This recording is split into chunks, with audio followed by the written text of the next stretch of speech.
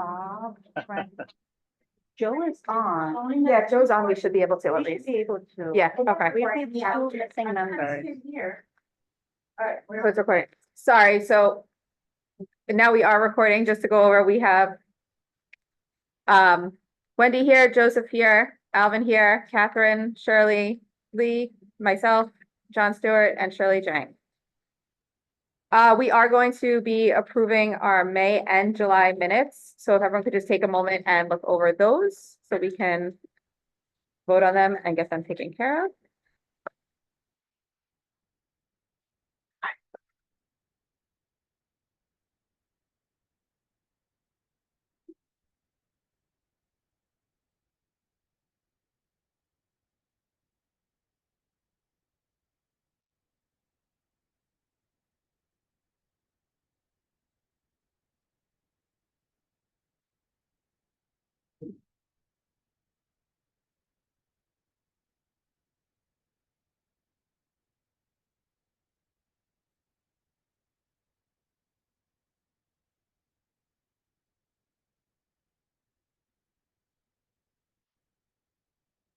Anybody want to make a motion on either one? You have to make separate motions for, For each one? yeah. Thank you. There's a few things I saw in that one that I'm gonna type up states on. He just sent it to me like an hour ago. Yep. There's a few typos that on the May that I'm just gonna make some updates to, but other than that, does anybody want to make a motion? Am I second? Second. Perfect. And July?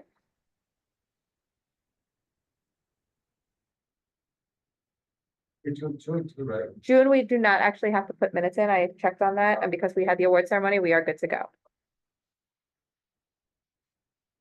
Make a motion. Okay, anybody second the July minutes? Perfect, so Alvin. Okay, so moving along. This evening, we actually are welcoming our student member for the year. We have Shirley Jang, who's here with us. I'm gonna let her introduce herself to everybody and say a quick hello. Hello, everyone. My name is Shirley Jang, and I'm a youth representative. I'm a rising senior at Flushing High School, and I'm also the new student body president. We're glad to have you here, so thank you. When your school had the legislative breakfast, yeah. Let us know. No. So, yeah, some of us, Some people did go yeah. last year. Yeah. So yeah, once you know about anything like that, any other events that come up, let us know as we go. Yeah. I'm gonna turn it over to you, Dr. Mike. Oh, great.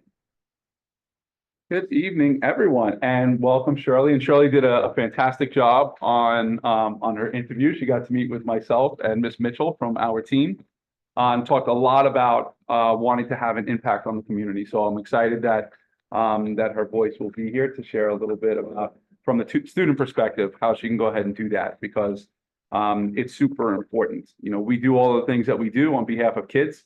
So it's important that we have students' voice inside of what we do. So I thank you, Shirley, for one, interviewing, and two, your willingness to to assume this role. So thank you so much.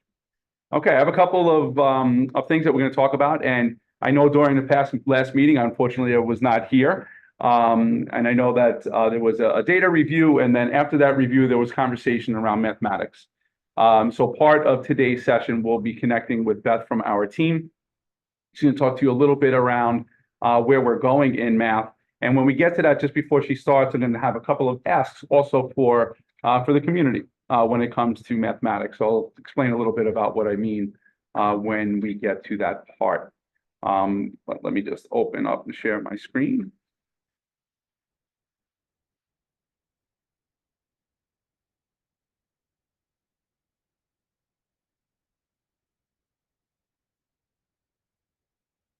Okay, couple of things, just updates and reminders. I do want to linger over two things, a couple of things, three things. Priority 4, which is around mathematics. Priority 5, which is around parent engagement. And the last one, which is not necessarily a priority number, but chronic absenteeism. I do want to let you guys know what I'm thinking when it comes to that just as we're building into the start of the school year. Super important that we get off to a good start when it comes to that. Because one thing that is pretty clear is that when our children get off to a slow start, attendance-wise, it tends to stay that way.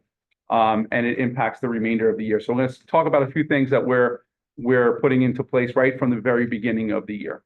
But just a couple of updates. We do have up until this Friday for any of our kids, and for our families really to snap those pictures of our kids reading.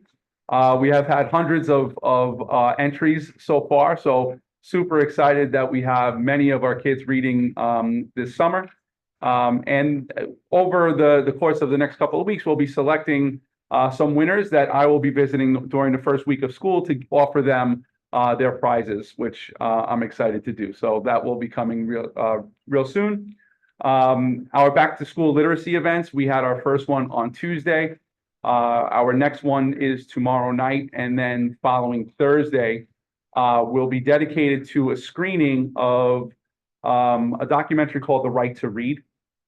The Right to Read is basically details an experience from an activist, a teacher, and two families, and on their quest to making sure that their children are able to read well.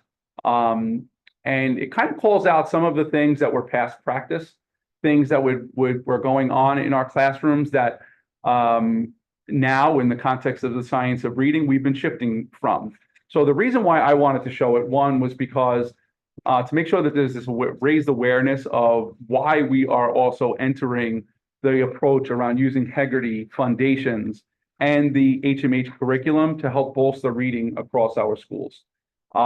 So while we did not necessarily have the number of people that registered attend, I do think it was very worthwhile for the people that were there, especially when we visited the classroom where they were able to see a decodable text in action and hearing their kids, some of the children in there actually participate inside of that reading. And they got to leave with some books as well. So I'm hoping that we have more folks coming tomorrow night, although I know the weather is not going to be great, so I have my fingers crossed. And then the following Thursday, we're going to do that again. You're gonna show the documentary. The documentary will be at the other- again at each of the next Oh, two okay. sessions, yeah. All right. So it's about an hour and 10 minutes long. I give a huge kudos to all of our kids that managed to sit through an hour and 10-minute film without getting too rambunctious. So they did a really, really nice job. We even had some volunteers making popcorn, as it turned out, for that event. But I do encourage all of our families, and I know that we only have a handful here, but as leaders within the district, please make sure you're spreading the news. I do intend to do this more frequently as the year goes on. And all the events we do at the district level are intended to be a space of a model for our schools. So the presentations that are present are all accessible to our schools, so that we can take this back and start having really important conversations for our role as parents. What do we do as parents in order to make sure that our kids are reading well? And just the knowledge of it is important in and of itself. What is it that our schools are really doing to make sure that our children are readers? So that's what these events are about, and I'm hoping we get more folks out at the next one. Back to school enrollment, hard to believe, but we are here, folks. Back to school enrollment. Family Welcome Center offices will be closed to the public Friday, August 9th, as the enrollment team transitions to their new locations, beginning on August 12th through September 13th. The Linden Place, District 25 and 6, and QPN for Districts 24 and 30. The Family Welcome Centers will be located at 24Q13. That's 5501 94th Street in Corona. Wait, the family center. Yeah. Those are the family centers, yes. The family, the back to school centers for enrollment. Back to school locations will have an appointment system to see families. Families can get an appointment by phone, email, or by walking in. The phone number for an appointment is listed here, 718-935-2828, or you can email for an appointment at our BTS site. That's lindenfwc@schools.nyc.gov. That's for our district and District 26. Walk into our site or any location found here, and that's at the Family Welcome Center website to give you more listings for where you can go as parents to get enrollment updates, enrollment information, and to seek a school. Excuse me. For zoned elementary and middle schools, families do not need an enrollment assignment letter for registration at their zoned elementary or middle school. If a zoned elementary or middle school family visits a back-to-school site, they may receive an enrollment form or provisional registration form and registration checklist to support registration when they get to the actual school. Any new family does have to go through the registration process. That is something that everyone will have to do. Schools always, provide families with that information when they do visit. This next thing that I'm going to talk about, I am beyond excited about. And I'm hoping you guys are as well.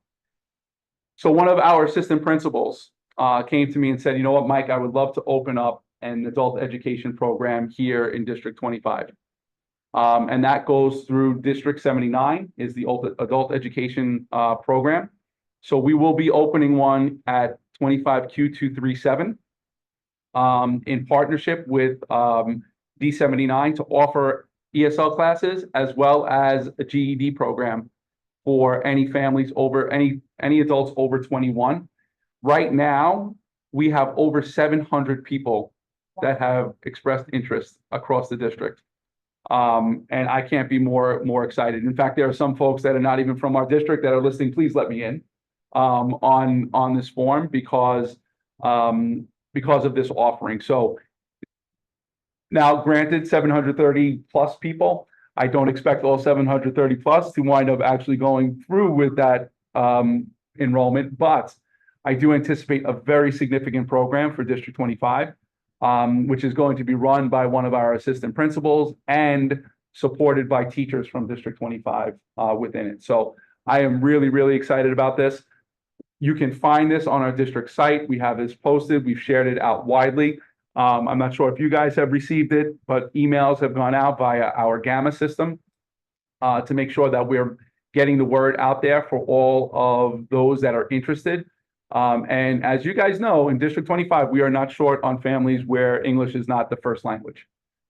We have nearly 6,600 children in the district that are where English is their second language. And accordingly, we have families that very much also need the language support. And I couldn't be more excited that we have so many people already interested in this. Within the first 20 minutes, we had almost 100 people registered online for these classes. So I'm really excited about this, and I'm hoping more people take advantage. How many seats are open for this program? So the first part is kind of an interest form, and then it's just about making sure we have enough teachers and class space. We have 13 classrooms that have already been kind of set aside for that to accommodate at least 500 people. So as long as we, By the teachers? as long as we get the folks that are willing, we'll be able to support them.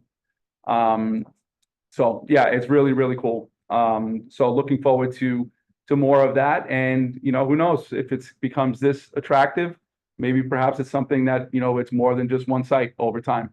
We have a very large district, so it's not always as easy to get to one specific location, but we're really super excited. So big shout out to Janine Strong from 237 for engaging in this outreach. One, to reach out to me, but also to do the outreach on my behalf to bring this opportunity to District 25. So couldn't be more thrilled for that. Okay, priority 4. So this is all around our math work. Goal around math routines and the 5 mathematical practices, which I know Ms. Eaton's going to bring us through in just a moment. But something that's really significant this year that I do need, some additional voices on, and I encourage you, if you're interested, bless you, if you're interested to give us some feedback as we explore the various curriculum options that are going to be available to us in 25-26. So one of the choices that I had made was to continue to grow in our understanding of the HMH curriculum before adopting another one at the same time. I wanted to get really comfortable with one before we added another one into the mix. So this year, we're going to be doing a little bit of piloting across schools that are already using the programs that are available to us so we can learn from them. and then have opportunities for parents, for kids, for our students, for staff members, assistant principals, principals, to give their feedback so we make a collective decision on the curriculum choice that we make. So you'll be hearing more of that as the year goes on. But if that's something that you're interested in, you want to give a look-see at it, that's something that Beth will be organizing as the year goes on for us. So our big goal this year is to improve output for our students. One of the things that you do know already from the data presentation is that our numbers have remained relatively flat. We grew by just under a couple of percent in mathematics from last year to this year in terms of overall output from iReady. We'll see how that translates into the state assessment. Typically, we see elevated performance on the state assessment comparatively speaking to iReady. iReady is usually conservative in their output. They don't, overpromise and then underdeliver in terms of their output. So it remains to be seen what winds up happening for us in terms of overall state performance. But needless to say, we still have a lot of growing we have to do inside of mathematics as well. So Beth is going to be talking to you a little bit right now about what that journey is going to be for us this year and the things that we're organizing to improve math instruction across the district. So Beth, I turn it over to you. I think you might need to. Okay, good. They gave you co-host. Perfect. Yeah. Okay. Do you want me to share my screen or do you want to just? Whichever you like. I can filter down if you want. Doesn't matter. You can just advance them. I'm fine. You got it. Okay. So just wanted to start us off looking at the vision for mathematics. I revised it just a little bit with some support from some of the teachers that I've been working with, administrators we've been working with. And really this vision has been living in District 25 for as long as I've been working with it. So probably like 5-6 years ago, I know that they started to bring this vision to life. And here in terms of mathematics, we're committed to growing those strong mathematical roots in all of our students, really providing that inclusive, equitable, and rigorous learning environment for everyone. We really want to foster those deep mathematical thinking in our students. And in order to do that, we know that we have to provide all of our children with the opportunities to regularly engage in real world problems and rich mathematical discussions. In terms of the work at our schools, we're using that data-driven decision-making to help empower all stakeholders with the knowledge and skills needed to facilitate instruction that's student-centered, inquiry-based, and builds fluency from conceptual understanding.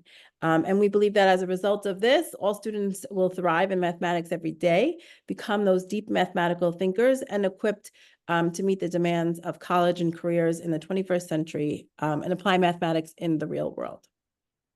So we've talked a lot about algebra readiness. If you've listened to me before, I know you probably heard me talk about algebra readiness in all of our students. And algebra readiness, even though students our hope is that more students will be participating in Algebra 1 in 8th grade.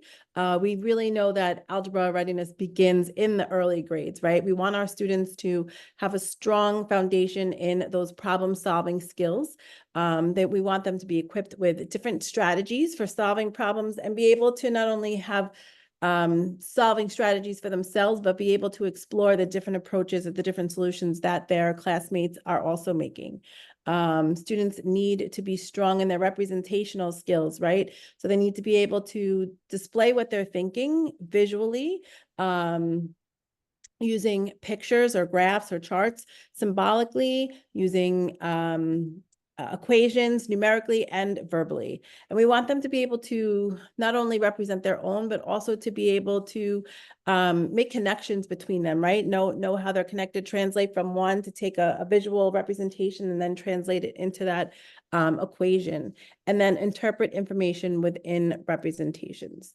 And then we also know that students who are successful in algebra come prepared with strong reasoning skills, right? They have the ability to they have those strong inductive reasoning skills and deductive reasoning skills, right? So they can go from the general and make more specific, or vice versa, right? Take something specific, ask some questions about it, and then come up with those rules as a result.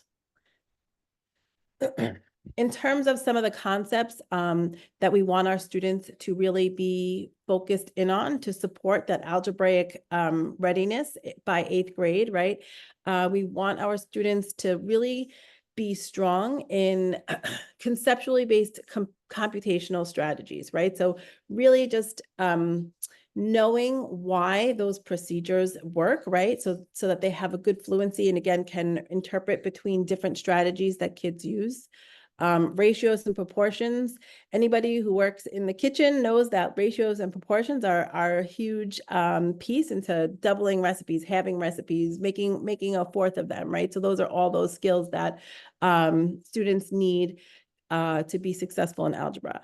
We want them to be familiar with the meaning of variables, expressions, and solutions, understand and use properties of the number systems, right? So be able to take numbers, break them apart, know that we can add in any order, we can multiply in any order, right? Read, write, and manipulate numbers and symbols, use equivalent symbolic representations, generalize patterns and rules, and then represent their math ideas using equations, tables, graphs, or words, and develop graphing skills, right? So these are all skills that really begin at the early ages. We can start with students as young as pre-K, right? And talk about different patterns that we have by a red, yellow, what comes next, right? And then the kids should know from the cubes that the red one would come next. And so we're building those skills so that our students can be successful. Okay, so that brings us to these K-12 math shifts that the New York City has put forth. And the shifts are really not anything new. They've just kind of been rebranded into the mathematics shifts to align with the language for the literacy shifts, right? And so as a district, we've been working towards these shifts for the past few years. And so the shifts in math are really just to move from beginning with modeling, and I'll get into them a little bit deeper as we go through the presentation, to now beginning with sense making, right? So instead of just showing our kids how to do it, we want them to actually explore some of it. To go from different tasks based on prior performance, right? So kind of separating all students to be working on tasks that are on their level, to instead now everybody's working on the same task that's a low floor, high ceiling, right? A task that everyone should have access to. We want to move from discourse to demonstrate understanding to now using discourse to really develop our understanding.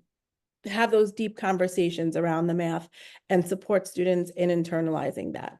From deficit-based supports to asset-based supports, right? So instead of looking at all the things that the students don't know, we really want to look at all the things that the students do know and help use that to push the student forward. And then the piece that Dr. Mike was just sharing, which is probably the newest portion of the shifts, is we're going to move from using a lessons materials from a variety of sources to now this shared high quality instructional materials.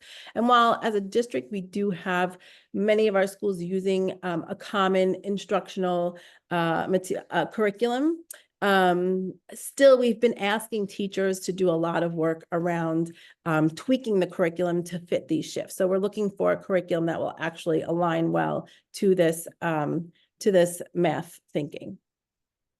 Okay, and so why do we want to shift math instruction? I can go ahead to the next slide. So our goal is really not just about that curriculum, right? Having that shared curriculum, that's not our purpose for shifting the math.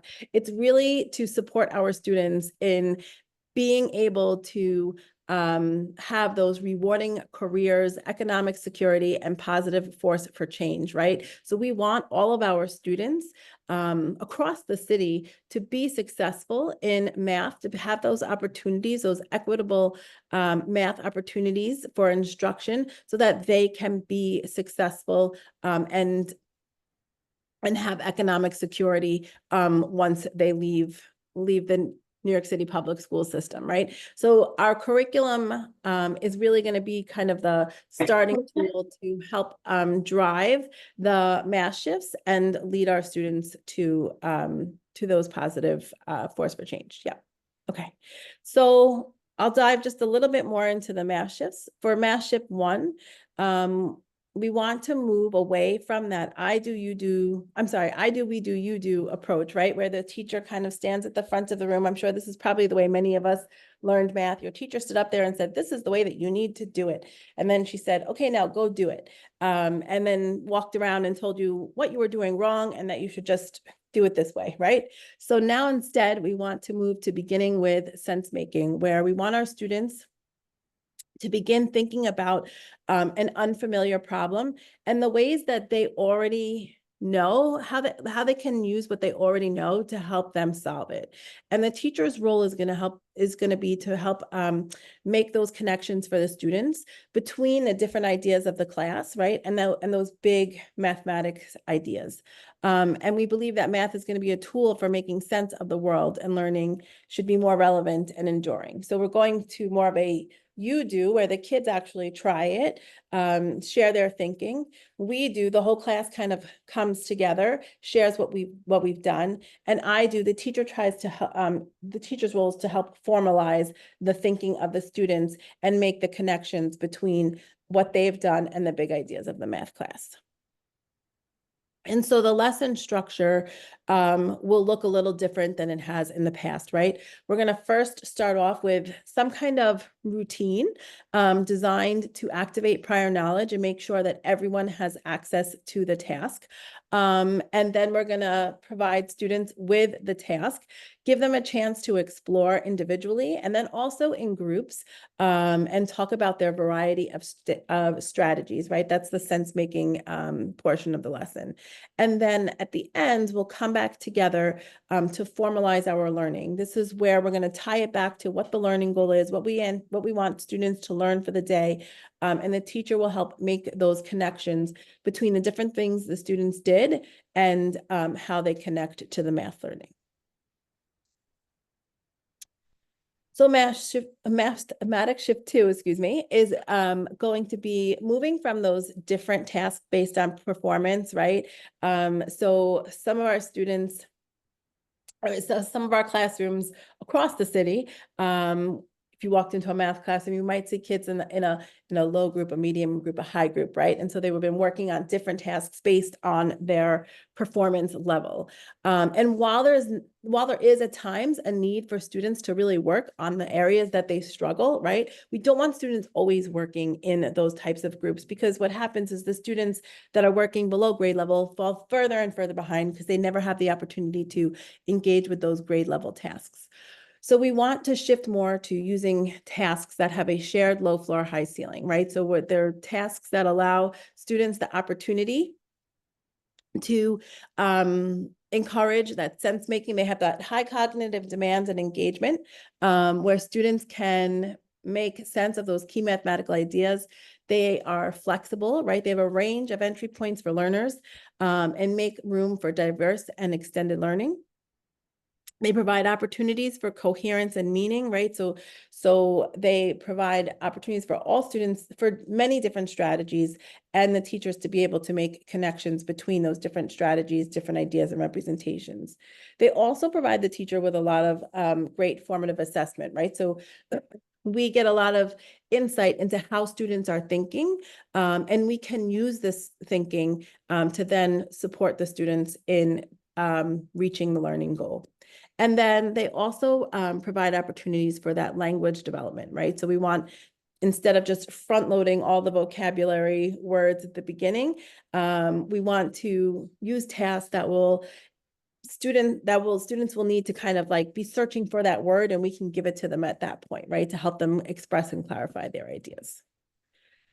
And so here's just an example of a low floor, high ceiling task. I'll give you just a minute. We're not going to actually, spend a whole lot of time working on it, but just give you a minute to think about how many squares are there on a checkerboard. Yeah, and Beth, if we could, I would love everyone, even though if this makes you feel uncomfortable, I'm sorry. Yeah. But I'd love for you just to take even 2 minutes just to explore this, just for a few seconds to see what this type of task and why it is something that's important, for us as a district to engage in. This So number just could take, grow.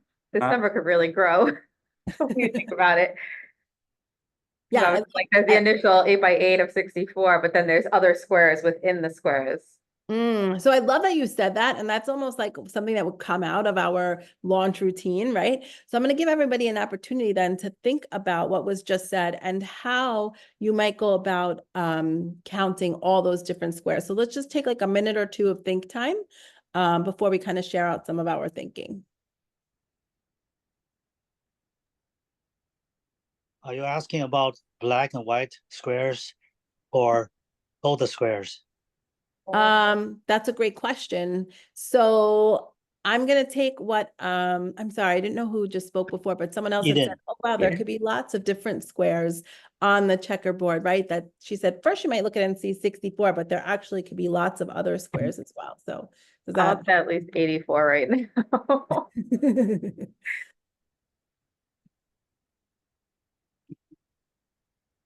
did that help to clarify? In class, I would clarify a little bit more, I'm gonna need a pen and pencil.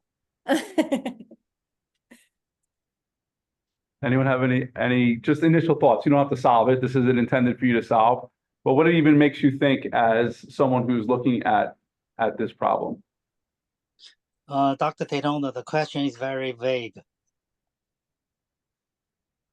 Yeah, Question and should ask how many total square. If you include, you're gonna include the 2x2, 3x3, 4x4, 5x5. You have to ask how many total number of squares are there on the checkboard, not how many squares. yeah, so that it's an important thing that you just raised, because what the space of the question allows is for a child's entry into, I can count 64 squares. I can count 1, 2, 3, 4, Exactly. 5, 6, 7, 8, 9, 10, 11, 12. I can look at that and I see, oh, guess what? There are 8 rows, Oh, wait. and I can now use some multiplication. So it changes the way that kids enter and access the problem, where now all of this thinking, and guess what? Kids at the youngest of ages will come up with solution sets that you're like, oh my God, I can't believe that that's what just happened. I just now explored a whole new sense of mathematical understanding just by having the opportunity to look at that and think. Because what you're right, Joe, what kids will do, I'm going to give you how many black squares there are. And I'm going to tell you there are this number of black squares. And then another child's going to say, but I also know that there are this many white squares, right? And now that's all part of the conversation, but it takes math thinking in order to figure out how many that there are. So that's the whole point of having this whole low floor. And Beth, I'm sorry, I know I'm taking up your space of what you're probably going to talk about, but all good. that's what the whole premise around this is to create space for kids to access and use their thinking to come up with their reasoning for why. Then I'm even looking like every 4 is another square, and like, so you add that, and then you have 4 rows with that, so then you do that, you get 16, so then each next section that you kind of go, it kind of can grow. But depending on the ages also, I think you're gonna see different answers of what the child is gonna look at. Like an older kid might look at that and say, okay, I see these extra sections of squares also. Where a little one might just say, okay, there's white squares and there's black squares, and that's it. How many are there? Right. But the And it answer is not provides- 64. The answer is not 64. So No, but this is the kind of math you shouldn't be teaching, because mathematics is about being precise. You're asking him to count. How does that help the child? Yes, you help the child think, but it doesn't help the child with the mathematical skills like calculation. The answer is not 64. That's why I said the question is misleading. The question should have been how many total number of squares are there on the checkboard.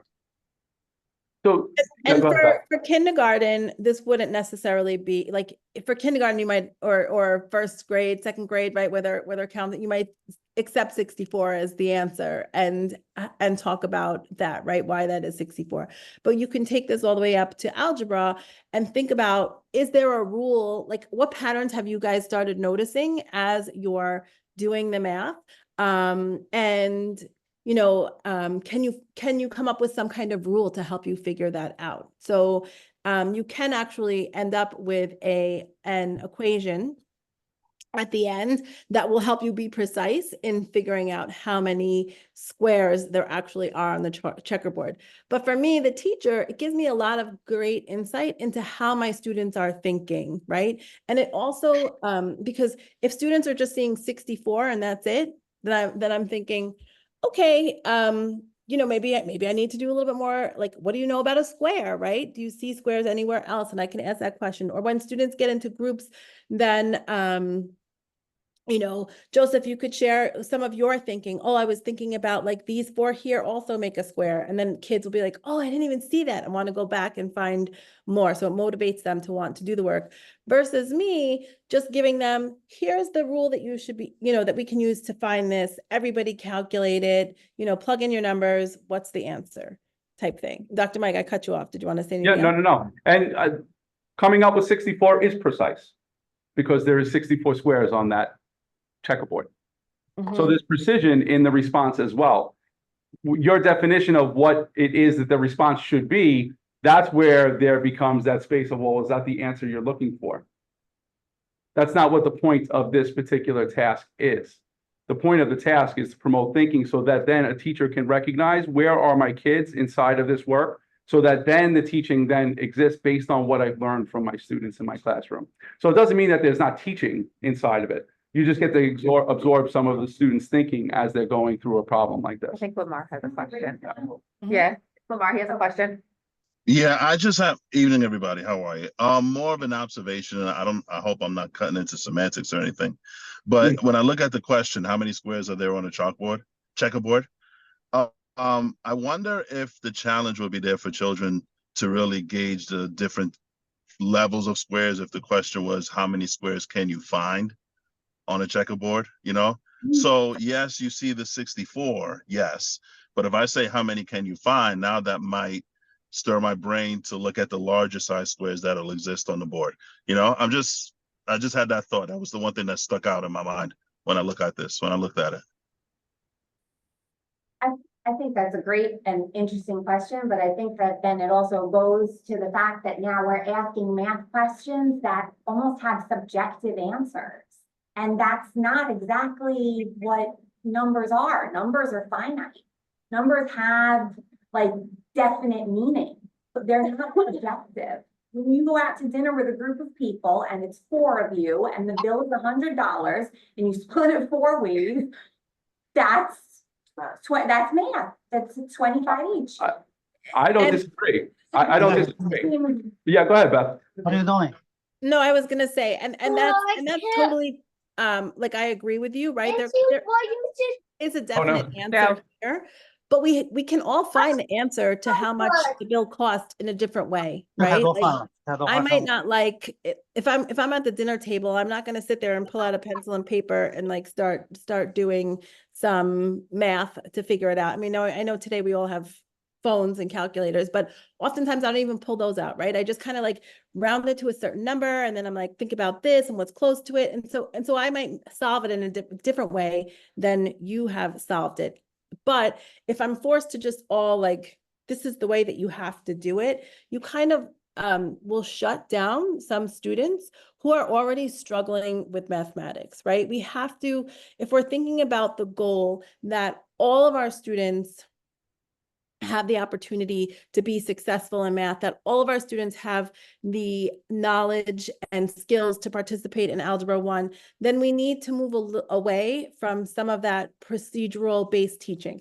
Not saying that procedures are not important, right? Those rules are important there, but they're formed from some kind of conceptual thinking and looking at patterns and looking at rules. That's how they came up with. We have to support our students in really understanding those and get our kids also excited to do math, because a lot of times in some of the surveys I've given, it's like, how do you feel about math? Boring, ugh, hate it, homework, like those are the words that they use. And so that's not really working for a good portion of our students. I just think that this is a really confusing approach to math, more than for the struggling kids. This seems more confusing than giving them the equation. And again, this is more of an Algebra 1 task. We're not using this in the earlier grades, right? And I'm not going through the whole task with you.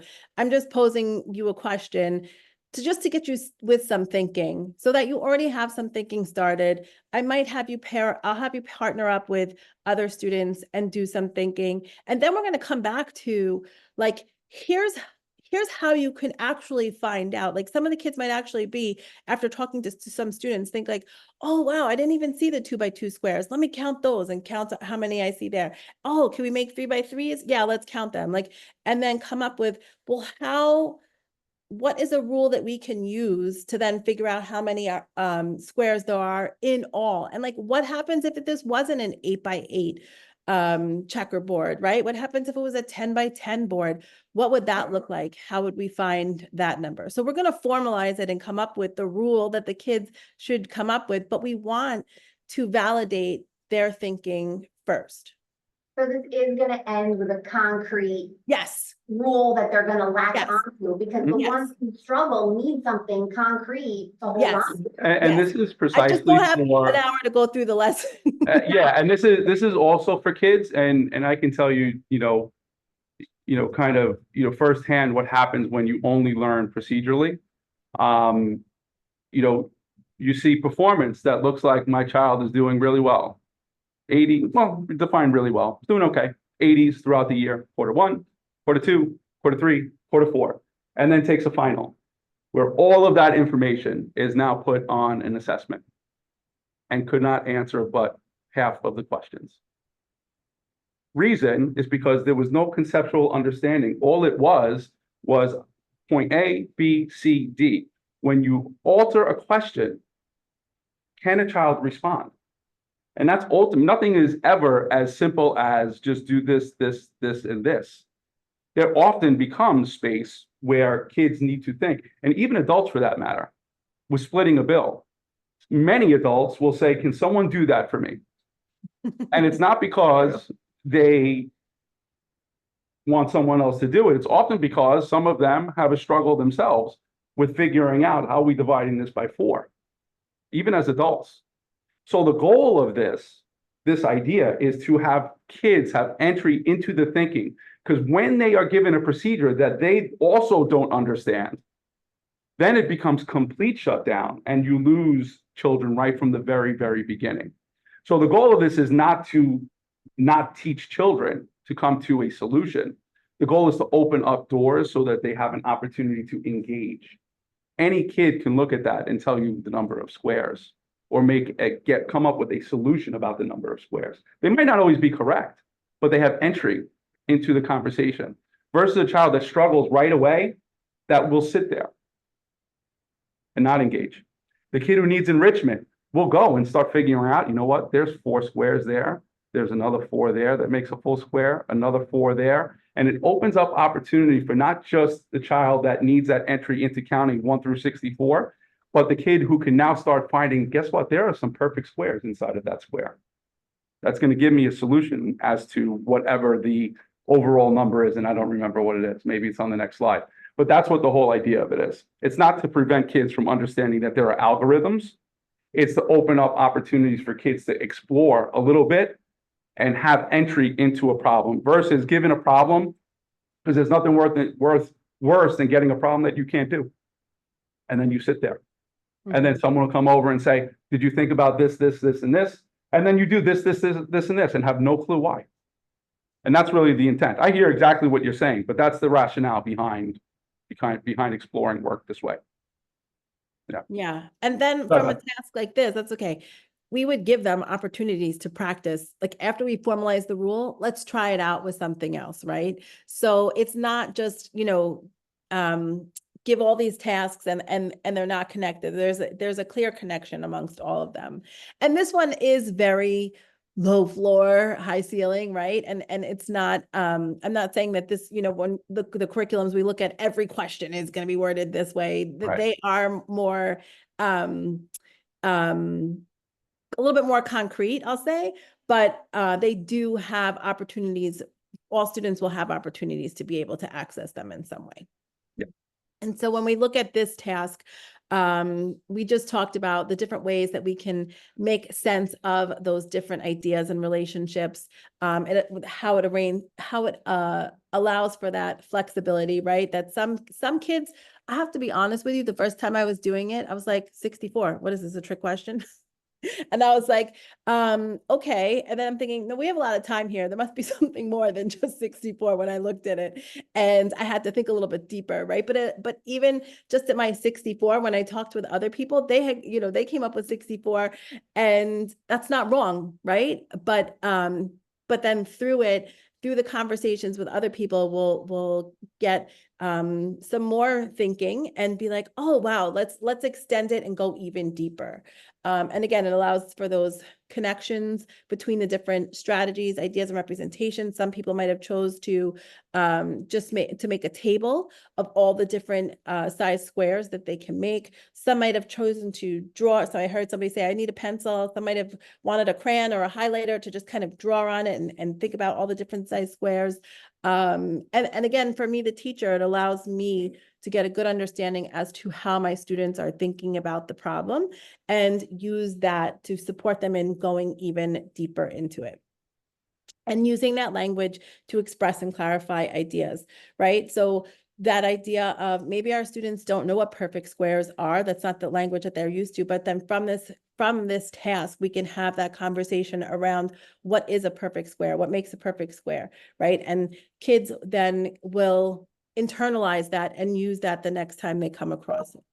Yeah, and as we start going into these curriculum tools that we're talking about, you'll see it a little bit more explicitly in terms of the types of questions and the algorithms that still exist. They're not going away.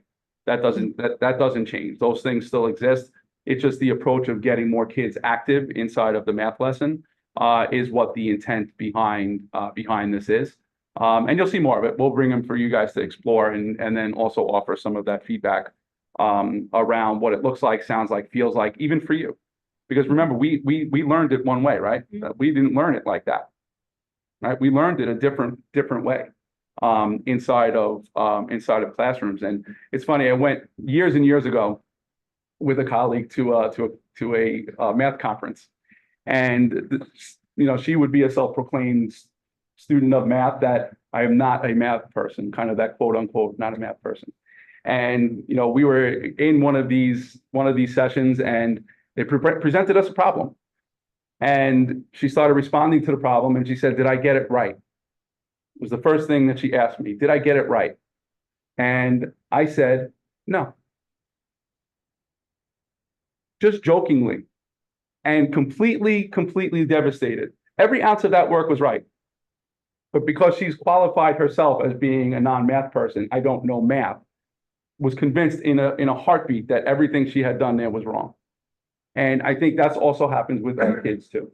So it's how do we continue to open up opportunities for them to think, express their thinking, and know that every single one of us is capable of engaging in the math work. Sometimes it's just hard for some of our kids. It just is. And the way that we get through that is by opening up doors for them that maybe perhaps they don't necessarily always see right away. And that's what the intent. And we'll explore it more though. Go ahead, Beth. Sorry, otherwise I'll keep talking. That's okay. All right, we'll go to ship 3. Yeah. Okay.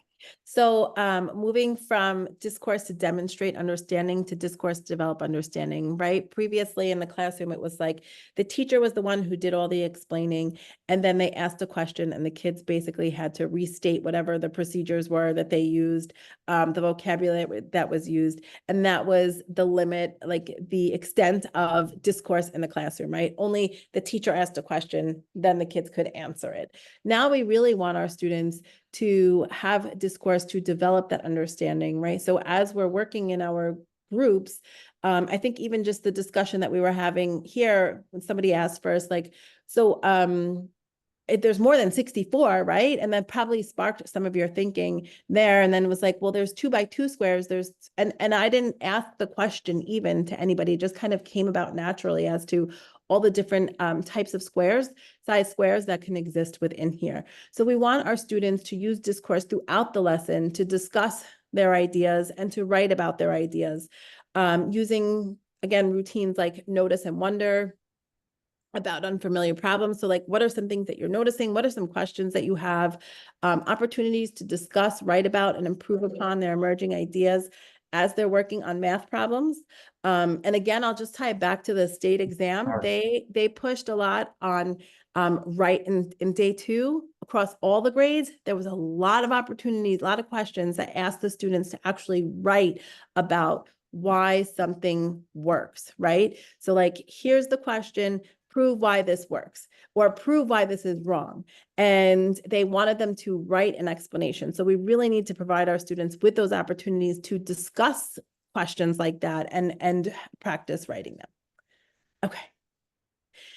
So we can think of it this way, right? Originally, when we think about language proficiency and math content, they kind of were 2 separate things with occasionally we come together with like, here's some vocabulary, here's some math vocabulary, here's some grammar that you might use as you're talking about it, right? But they really were separate. Language was usually taught during literacy or social studies, and then math was taught during math. Now we want to kind of meld the 2. You can go to the next slide.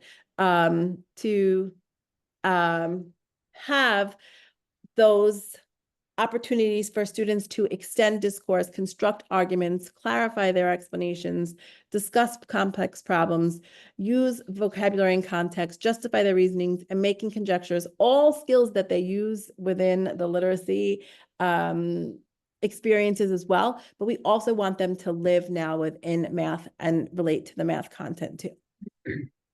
Okay, shift 4. So shift 4 again is moving. Hold on, Beth. Yeah. Sorry, I have a question on that last. Whoop. So what is being done? And I think this was brought up in another context, but like some kids who maybe struggle with the language, right? Whether it's ESL or they just are slower in reading and writing. And what's to keep them from falling behind unnecessarily in math when they have the skills, they have the math skills or the ability, but they're behind in the language? This seems like it could be Well, problems for those kids that and maybe so didn't have before. if students have opportunities to also discuss in math class as well, they're also going to be building their skills in the English language too, right? So that's one piece, but we have different math routines that we'll look at that can support, that are designed to support our L students and our students with disabilities, right? So those routines will help.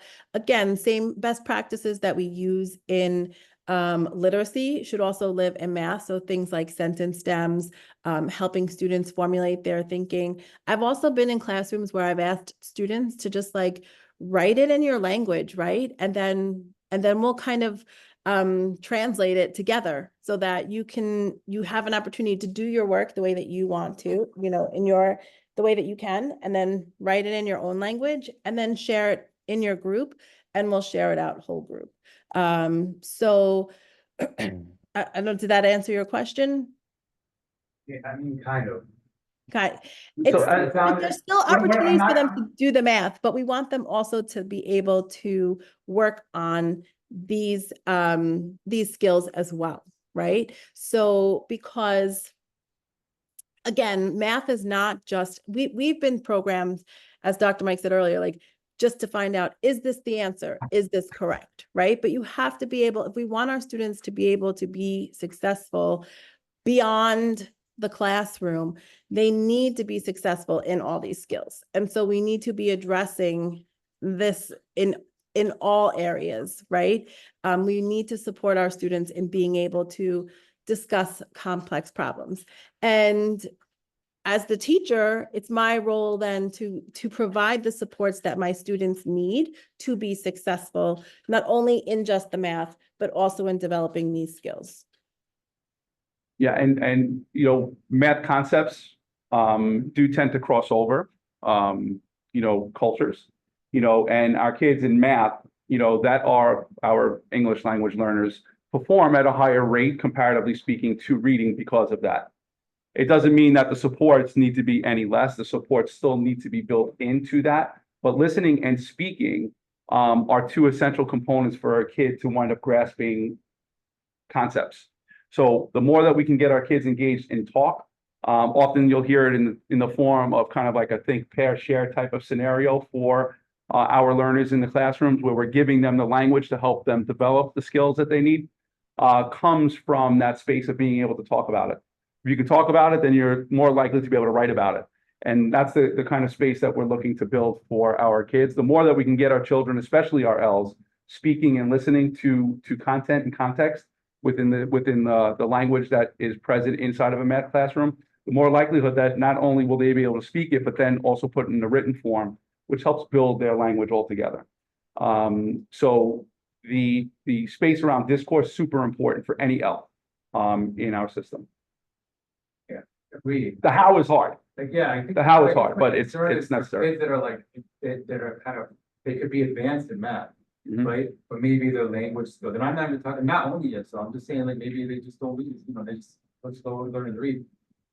I don't, look, it seems like the language, we could eventually catch up, but in the meantime, now we're holding their math back. Mhm. As opposed to like, I mean, we all grew up with kids that were like math wizards, you know?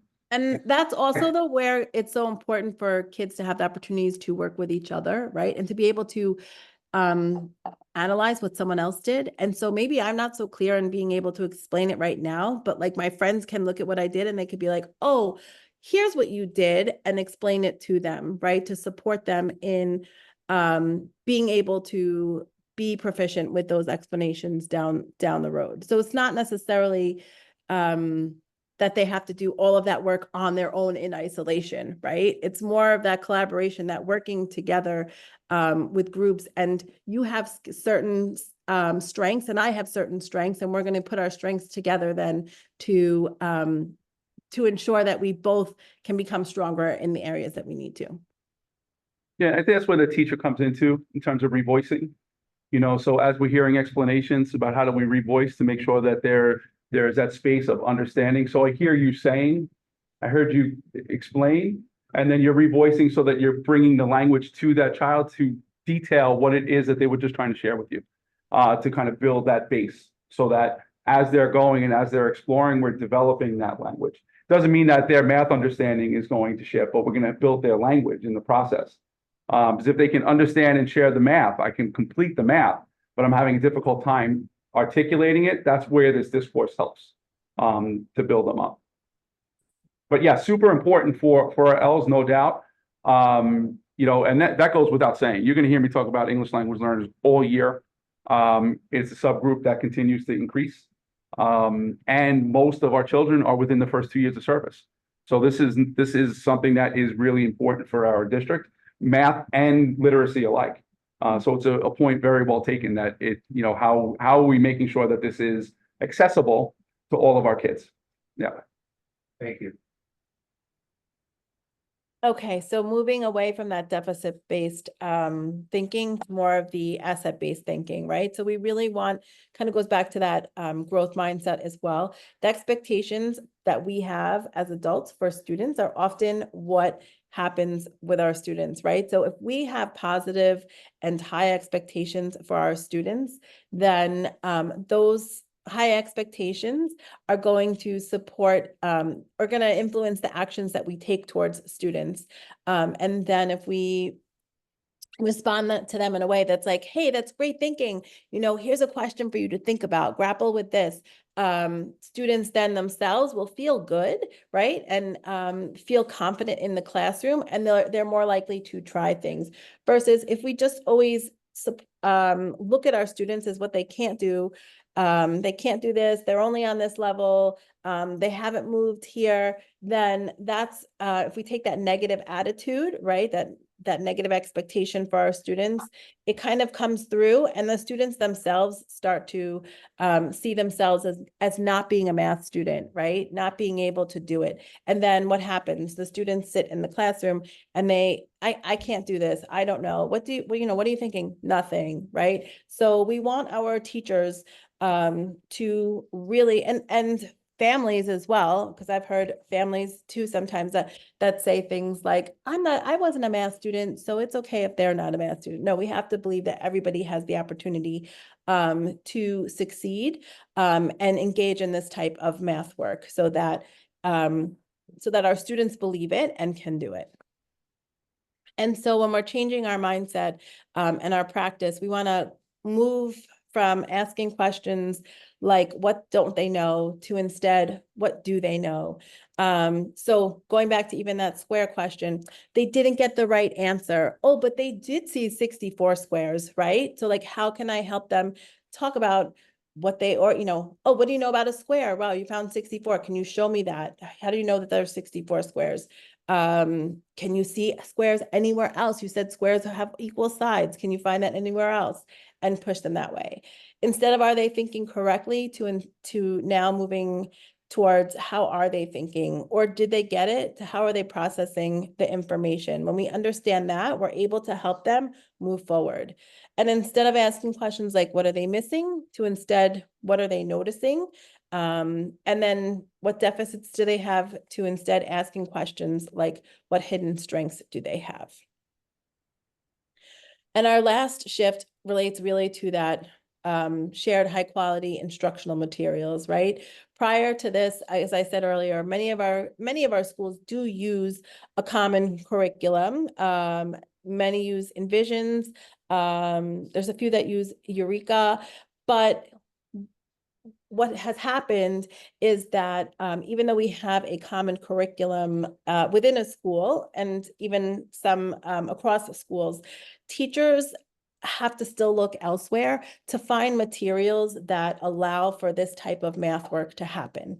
And it takes a lot of work. They sometimes make up their own questions that don't always align across the grades, can also cause confusion for students, right? And it continues to make those gaps widen. So we would like to have a shared high quality instructional material across the district that is research-based and aligns to this way of thinking. So we want to support teachers' time and attention from moving away from those selecting, crafting, curating, selecting tasks, like that's where they spend a lot of their time doing that work, and just have a little bit of time to reflect on how the lesson went and think about planning how they might implement the task with students, to using this shared curriculum that has tasks that are low floor, high ceiling, allow for sense making, allow for these discussions. Choosing a curriculum that already has this will take away teachers' time being spent on that. And now they can really spend their time thinking about how they're going to plan and implement the tasks, do the math themselves, think about all the ways kids might answer it, and then spend their time reflecting on how the lesson went, what they need to do next time, how they're going to build on today's lesson tomorrow. Okay, and so in District 25, this kind of, Oh, sorry, Beth. that's okay. So the program, right, for example, in the elementary school that they've been using, I can't remember. There's a Eureka 193. Okay, Yep. so there was like a full pacing guide that went with it, like how exactly you moved from, day 3 in whatever the subject was to the next day after that. So this is gonna be more, this does not have a pacing guide? Oh, no, it definitely does. 100%. All connected to standards, all aligned to Yes. expectations, all of that still exists. Yes. So the biggest difference really is giving a problem at the onset of a lesson where kids have access. Doesn't change the fact that teachers still has to teach. They're just noticing what it is that kids are thinking, rather than delivering a problem, giving kids an opportunity to answer it. And then if they get it, they get it. If they don't, they don't. And then we try to fix all of the things that they don't get. And in the meantime, they don't really have conceptual understanding. All they're doing is trying to follow the steps that you've given, rather than understanding how the math works. And in terms of flexibility of thinking, if we don't have flexibility of thinking, then what winds up happening is we're waiting for that exact pattern to be present in order to solve. Which is why we used to say to my teachers, if you change the problem, can our kids answer it? And if the kids can't answer it, that means that they do not have the understanding as to how to solve it. So that's what the intent is. The pacing will still be there, still aligned to standards. Be like a script that It's going to be very clear in terms of, here are the things that we're going to be teaching. Here are the standards that they're aligned to. Here are the problems that support it. All of that still remains. The biggest difference is the entry point that we're taking rather than boys and girls, I'm going to show you this model. You're going to do it this way, this way, this way, this way. Problem with that scenario, even though I know it's the way that we were taught, right? That's the way that we were taught. You're going to do it this, and this. That unfortunately does not work for every kid. And it leaves children outside of that space of success. So it's about giving them access, but also you're still going to teach them algorithms when it's necessary. You're still going to do all of that stuff. It's just the structure of it shifts a little bit.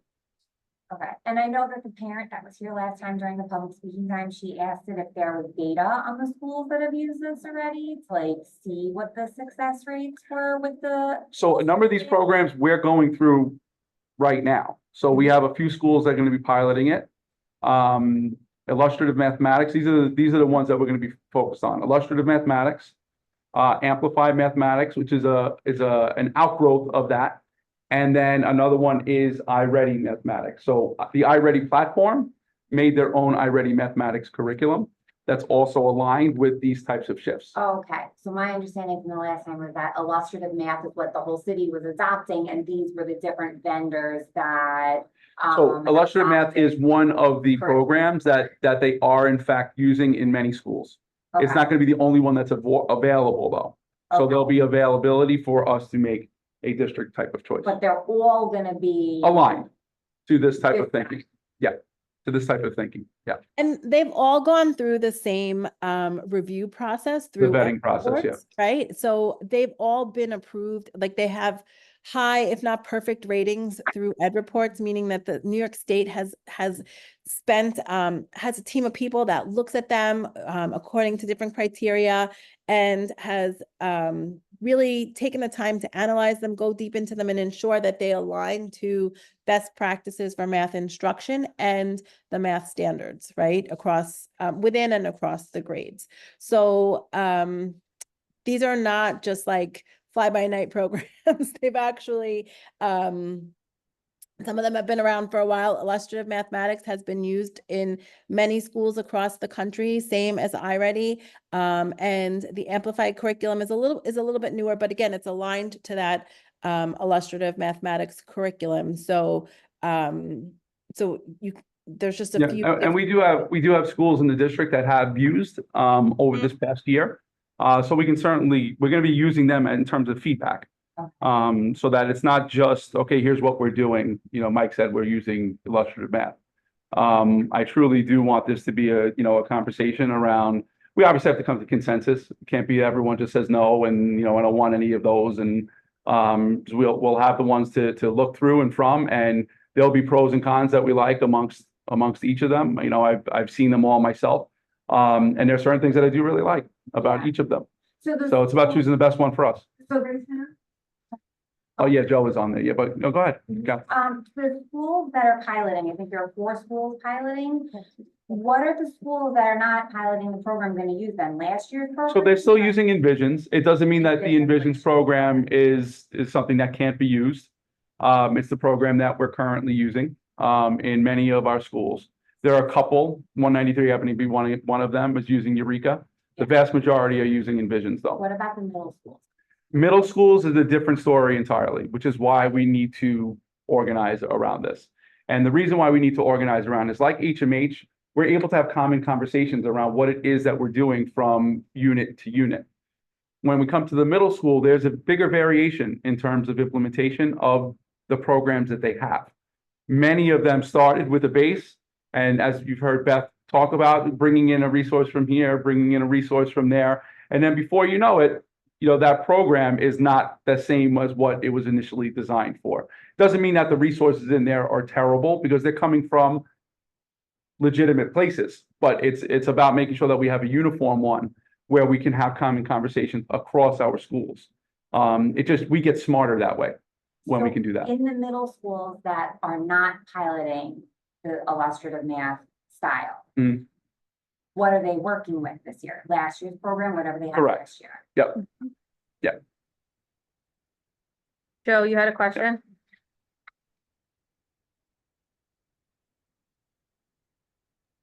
Yes, this The comments following are not directed at any individual, so don't take it personally. Oh, no. Number one, I don't think number that's one, Anybody. I had conversations with different superintendents and deputy superintendents. And they don't stress skills. Mathematics is skill based. We had students who came to high school who did not know the multiplications table. Okay, that's on the school. Okay, now number one, number two, I like what you presented, particularly number 4. A math teacher shouldn't comment, make a comment as though they don't know anything.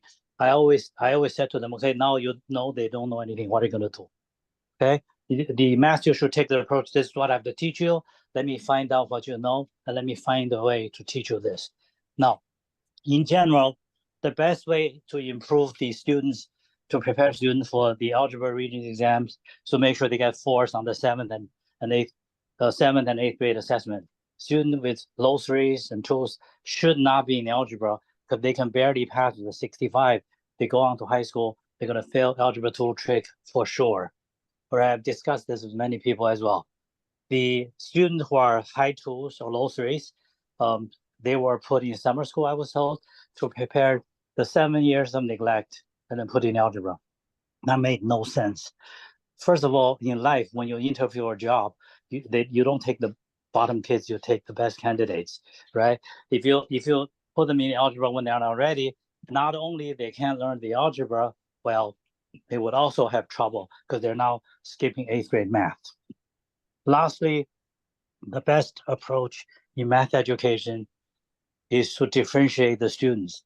Now, you cannot differentiate ability in the math classroom. You can only differentiate learning style.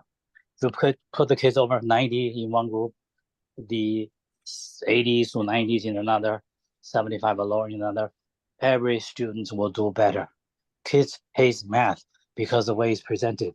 Think about it, if I hate math, you ask me to sit there to have a discussion. You kidding me? Give me something I can do. Let me see a 65, then I have more incentive to go for the 75, maybe even 85.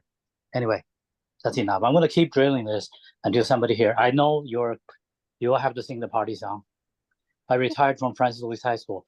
I ignored all of them. I did what I had to do. And my results were far superior than the rest of the high schools in Queens, in the city. My principal told me the math department was ranked number 9 once of 400 high schools in the city. Because I don't do what sounds good. I mean, well, your plan works great for the kids who all got 4s on the prior year assessment.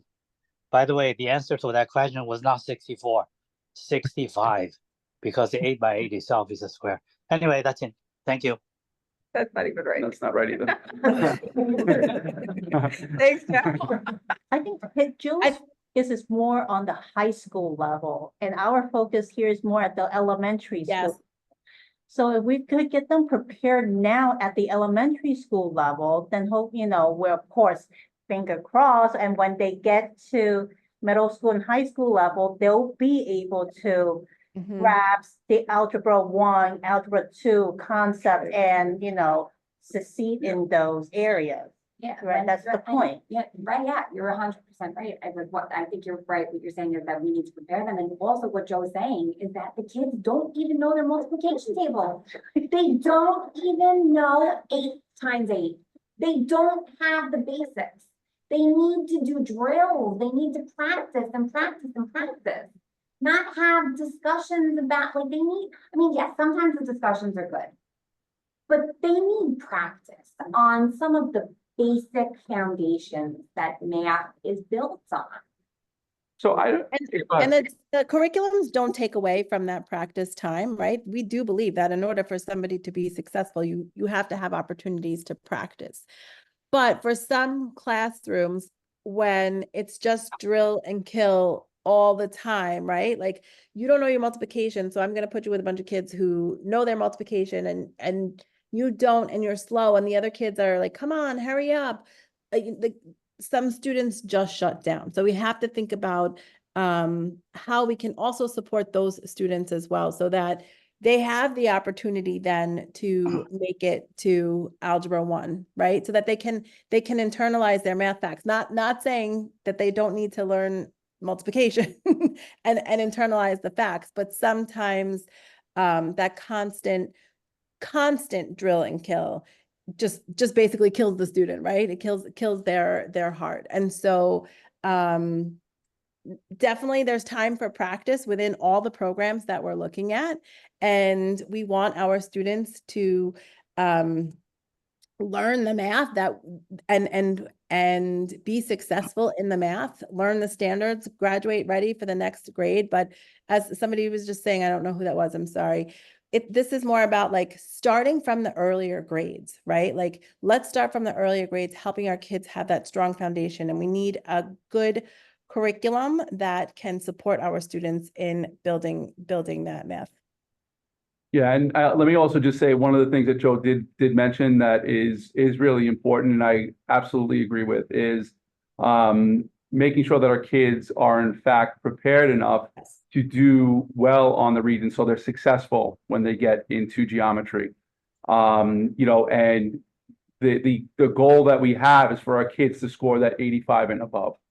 Yes, we had 90% of our kids pass the regents that take it in District 25. Which in general, you would say that's a good thing, right? 90% of our kids passing the regents is a good thing. But we need to have more, we need to do more and do better at preparing them so that they're scoring that 85 and above. Because that is kind of the metric of saying that the kids are ready for geometry. It doesn't mean that a kid that scored an 80 won't be able to manage, and they're not going to be able to do anything when they get into a geometry class. It does mean, though, that kids tend to be more prepared when they score that 85 or above on the Algebra 1 regents when they get to high school.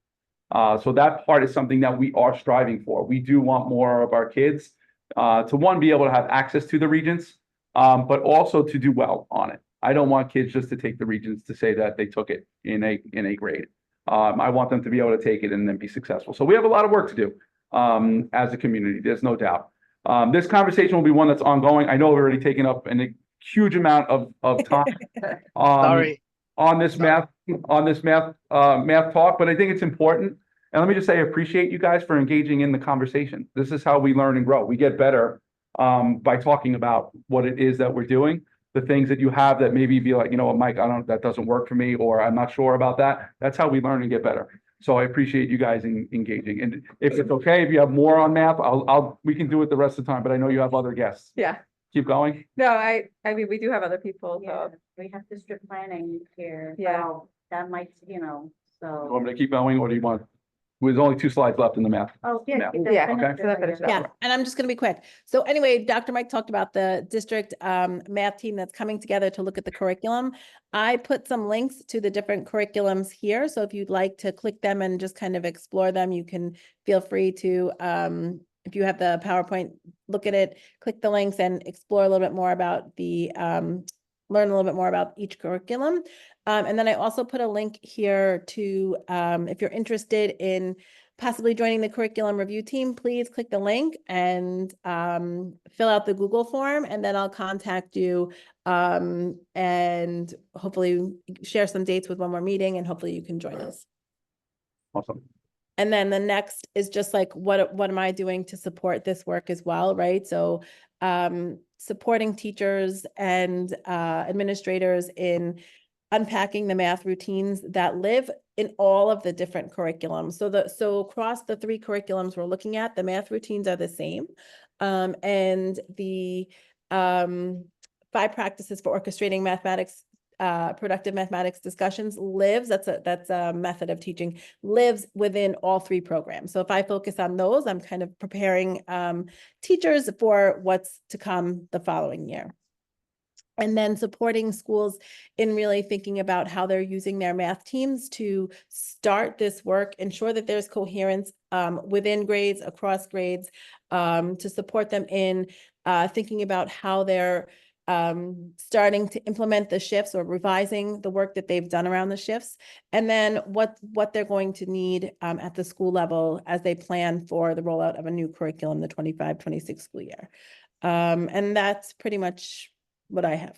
So thank you. Thank you, Beth. Thank you, Beth. Yeah, thank you, Beth. And the questions, hopes, I think that's an important one. So think about that over the course of time. And I do encourage you, if you're interested, to hopping on to see what those curriculum resources look like. I encourage you to participate, because that's, like I said, it's going to help us make a really good choice for our district schools. When it comes down to it, moving down the latter part of the year. My hope is that by the time we get to the midpoint of the school year, we will have had made some kind of decision. Because what I would love to do after that is start getting the resources out and available for our schools, so we're ready for September.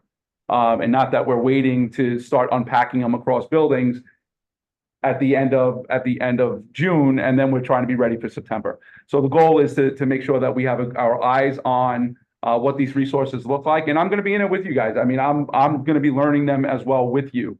I will not proclaim to be an expert in any one of them just yet, but the goal is that we make a really good choice. Okay, and I will do this last part really quick. Thank you so much, Beth. Thank you, You're Beth. awesome. No problem. Thank you. Just the two goals around supports for families. One of the things that I learned from our school survey data, we have 15% of families that feel like they do not get feedback on their child's performance. We have to do better than that. So this goal is primarily focused on improving that across our schools. And the other one is around just in terms of how we build engagement opportunities for families. So as a DLT, we created a series of recommendations that all of our schools will be engaging in with their school leadership teams within the first 2 months of the school year, likely in October, so that things can kind of, the beginning of the year can start, they can take a breath, and then they can start engaging in these conversations around making sure that we have relational types of activities for our families to get involved in with their kids. Those we have found to be the most productive, where families are there, they're present, they like and engage learning with our kids. For those of you who participate in the math family nights, families were all over the place with their children doing the math. And those are the types of things that we want our schools to participate in. We're also encouraging our schools to create little committees around culture. What's the culture in our building like? Do we feel like it's warm? Do we feel like it's supportive? All of that stuff. The best responses come from our families. You walk in and you feel a certain way. Right? As a student, you walk into your classroom, you walk into your building, you feel a certain way. Some rooms may be different than others, right? The way that you feel. And we want to make sure that our kids and our families and our staff all feel productive and engaged in our environment. So this will be going from our DLT to our SLT. This also, and this I mentioned to you, I believe, I'm not sure if I did or didn't.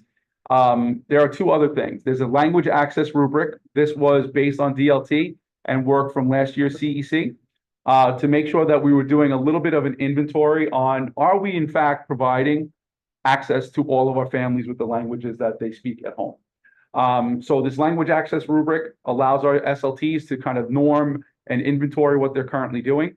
And then this parent survey will allow us to get information around how are we doing our over the phone interpretation? Is it available for our parents?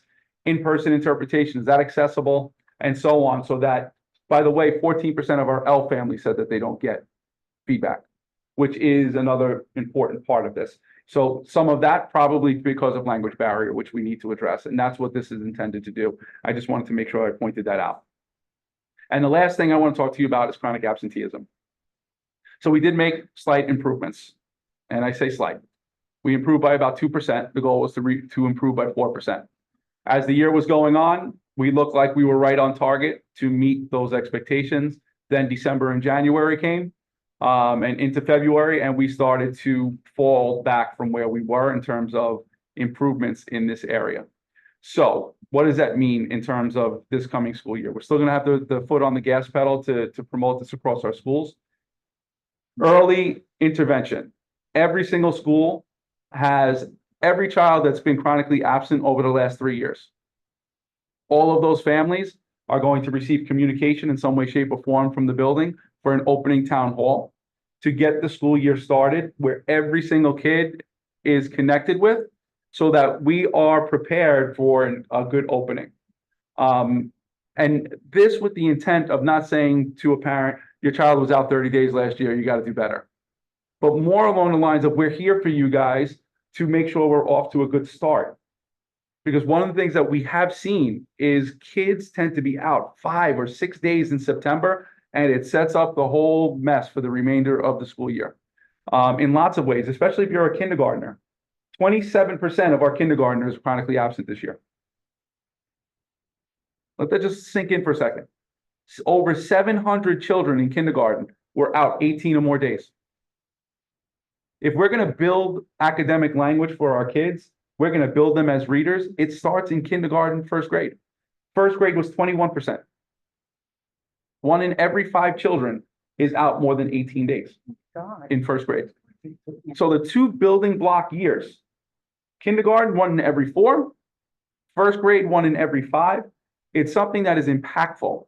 And the study that I'm going to be doing now is the children that have been out consecutive years.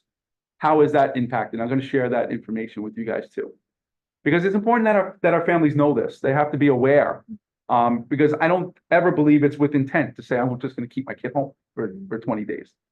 I don't think anyone intends for that to happen, right?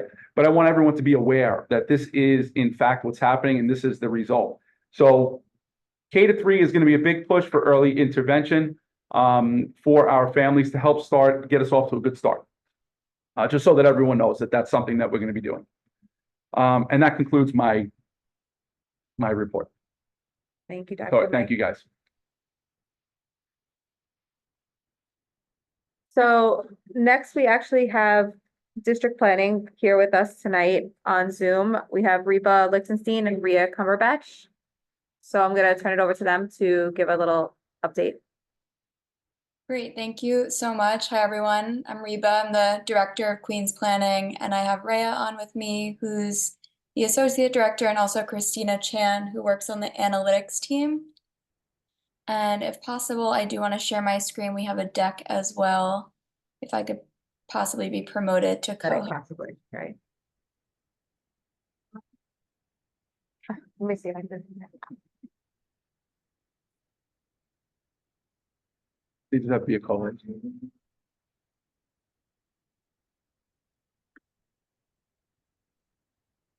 Right now. Got it? Thank you.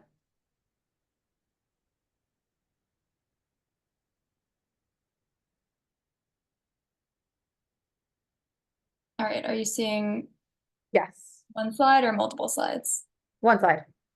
Great. Okay. So thank you again for having us. I'm Reba from District Planning, like I said, and do want to give an overview of what district planning does, what role our office plays, and then have some data highlights that we cover, kind of similar to the superintendent, to hear feedback from you all and talk about what our partnership can and will continue to look like. So district planning sits under the first deputy chancellor, who is currently Dan Weisberg in New York City Public Schools. And we work closely with other offices across our division and across the entire department on our strategic planning work in terms of analysis and then also in terms of implementation.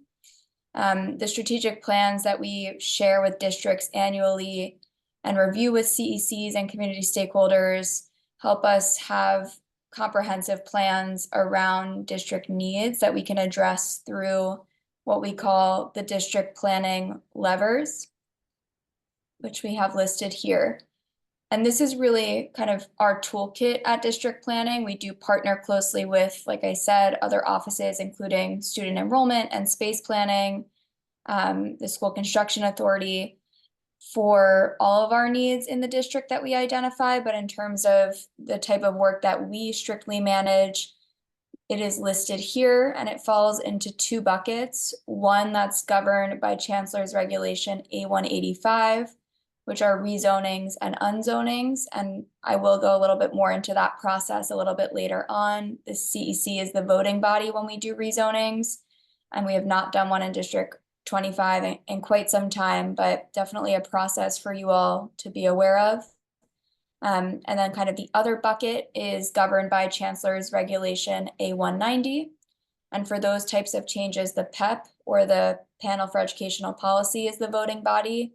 But before anything goes to a PEP vote, we do a lot of community engagement with the CEC and with impacted school communities around any of the types of changes listed here, like school mergers, which means the consolidation of 2 schools coming together to be one, new school planning, re-sightings, charter co-locations, and things of that nature. So this is kind of, in terms of district planning's world of work, what we have available to us to make changes on the school level with building usage and programming. I'm going to pass it to Rhea, who will talk a little bit more about what, when we do these types of things, the engagement looks like with the community. Hi, everyone. As Reba said, my name is Rhea. I'm the Associate District Planner. And so, as you mentioned, I want to talk through kind of our process and then how we carry that process forward. So every year, ODP, our office, reviews and shares information with each CEC to help identify district planning needs and priorities. We look at a number of different things, including enrollment, demographics, capacity, and we do this to try to understand district trends. Sometimes the data might reveal different things like overcrowding or different capacity needs, or even some like special programming gaps. And we like to talk to CECs and other community stakeholders, kind of like tonight, with the goal of working together to prioritize and balance the needs of the community with what we're seeing in the data, and then the overall district needs and trends. Next slide. So we do have a process that we follow for some specific types of changes. Our office, as I mentioned, looks at significant changes to school utilization. And in order to address that, we do follow something called the A190 process. And that's actually the chancellor's regulation that governs any kind of significant changes to school utilization. So these often include things like mergers, co-locations, recitings, and that's just to name like a couple of things that we would use the A190 process to implement. And I do want to acknowledge that we haven't had any major changes to school utilization in many years in District 25, but if and when those types of changes do come up, we have a certain set of rules that we must follow. So it would begin with, in addition to like community engagement, it kind of begins with publishing something called an EIS. That's an educational impact statement. Or if it involves a charter school, it's something called a BUP, a building utilization plan. And this, the EIS and the BUP actually outlines what the plan is for the school change and what the impact will be on the communities. So after we publish that, we hold a joint public hearing with the affected school communities and representatives from the CEC. Then we publish a public analysis of public comment, because at the joint public hearing, anyone who attends has the opportunity to speak about the proposal and respond to what they've seen in the EIS. And we take notes on all of that, and then we publish it for the public to see. And after that, we arrange for the panel of education policy, the PEP, to vote on the proposal. And as I said, all of these materials, the EIS, the joint public hearing, and the public analysis, as well as the PEP vote, all of these are public and published for everyone to see. So if we want to, for example, do something like co-locate a school, or, you know, anything along those lines, anything that like makes a change to or impacts utilization, we would have to follow those steps. However, that's the legal process, but we also like to go above and beyond and do other types of engagement. So we know that the data doesn't show everything, and we often need context. And so in addition to the legally mandated process to collect some data, we do other types of engagement. This includes CEC collaboration. We have conversations with other stakeholders, including the SLT, principals, elected officials, as well as other DOE offices to gain insight. We do building walkthroughs, so we have a really good sense of the building and the space, and we hold community meetings. Often these types of engagement happen before, during, and even after a proposal is set forth, so because we really want to take everything into consideration. And so now I'm actually going to pass it off to Christina. She works on our analytics team, and she's going to talk about some data that's a little bit more specific to District 25. Hi, thank you, Rhea. Thank you, Reba. Hi, everyone. My name is Christina Chan, and I work on the analytics team at ODP. So in the next few slides, we'll talk through some of the data and the data summaries that we've shared before, and we'll just pull out the most salient points. So we'll start with some enrollment data, specifically looking at citywide enrollment across grades K to 12. So on here, what we're looking at, the top line, the top red line, shows total K to 12 enrollment across district and charter schools and how that has changed over the past 10 years. And so overall, we've seen a decline in total K to 12 enrollment over the past decade, and enrollment, especially at district schools, which is the middle dotted line, dropped noticeably during COVID, but we've seen a bump in enrollment over the past year. There are no charter schools in District 25, but charter enrollment is something that we typically look at. And then in the next slide, we'll look at enrollment just in District 25 across these different grade levels. So in the bottom right corner, we can see that in just the past school year in 2023-2024, there were about 34,000 students across grades 3K to 12, and this is about 7% less than what it was about 5 years ago in the 2018-2019 school year. And the biggest decline in total enrollment occurred in the K to 5 school level, which dropped about 10%. But over the past year, enrollment has been stable across all of these different grade levels.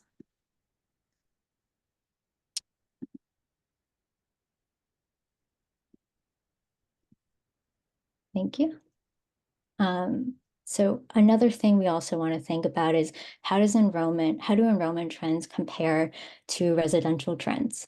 And so the top graph here compares the number of residents to the number of students enrolled in K to 12 in the district. And so we can see that the change in enrollment for the most part mirrors the change in the number of residents. So in the past 5 years, enrollment across grades K to 12 dropped about 6%, while the number of residents in the same grade levels dropped about 6%. And then I'm going to pass it back to Rhea to talk us through the next few data slides. Thanks, Christina.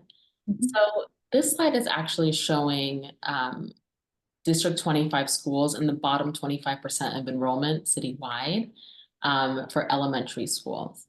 So we know that there is some nuance here. We have 2 schools listed. It's PS 242 and IS 250. Sorry, and so the slide looks at both elementary and middle school grades. Sorry about that. But like I said, there is some nuance. So for PS 242, even though it's on this bottom 25%, it's actually an early childhood center, and it serves grades pre-K to 3, and it's designed to be small. And so while enrollment has declined there over the past 5 years, PS 242 actually has high demand, meaning it has more applicants than available seats, and it's actually overutilized. And so for middle school, we've actually flagged IS 250. And this school has enrollment has declined by about 27% over the last 5 years. And the 6th grade seats have low demand.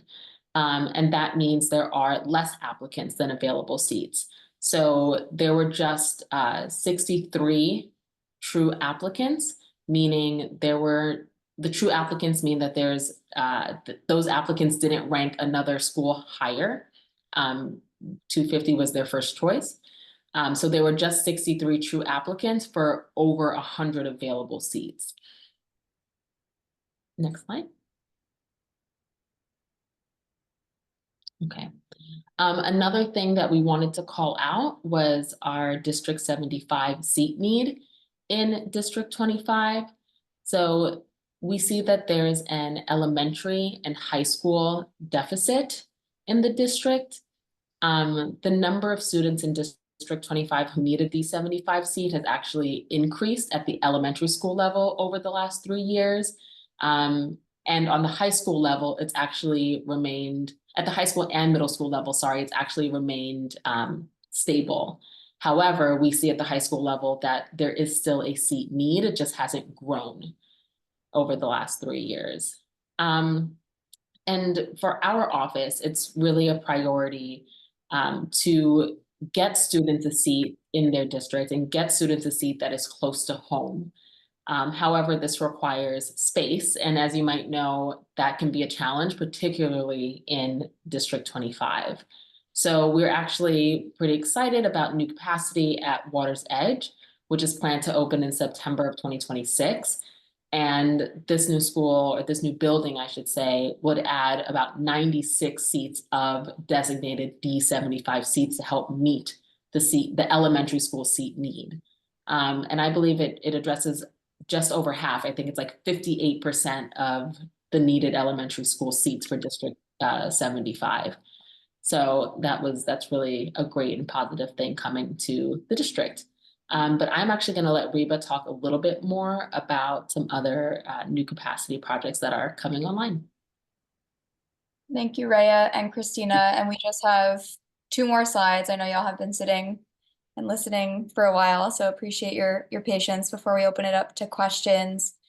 But as Rhea said, definitely another important, I think, data point or information point in the district is about new capacity. And at the top here, you'll see what is the current seat need in the district.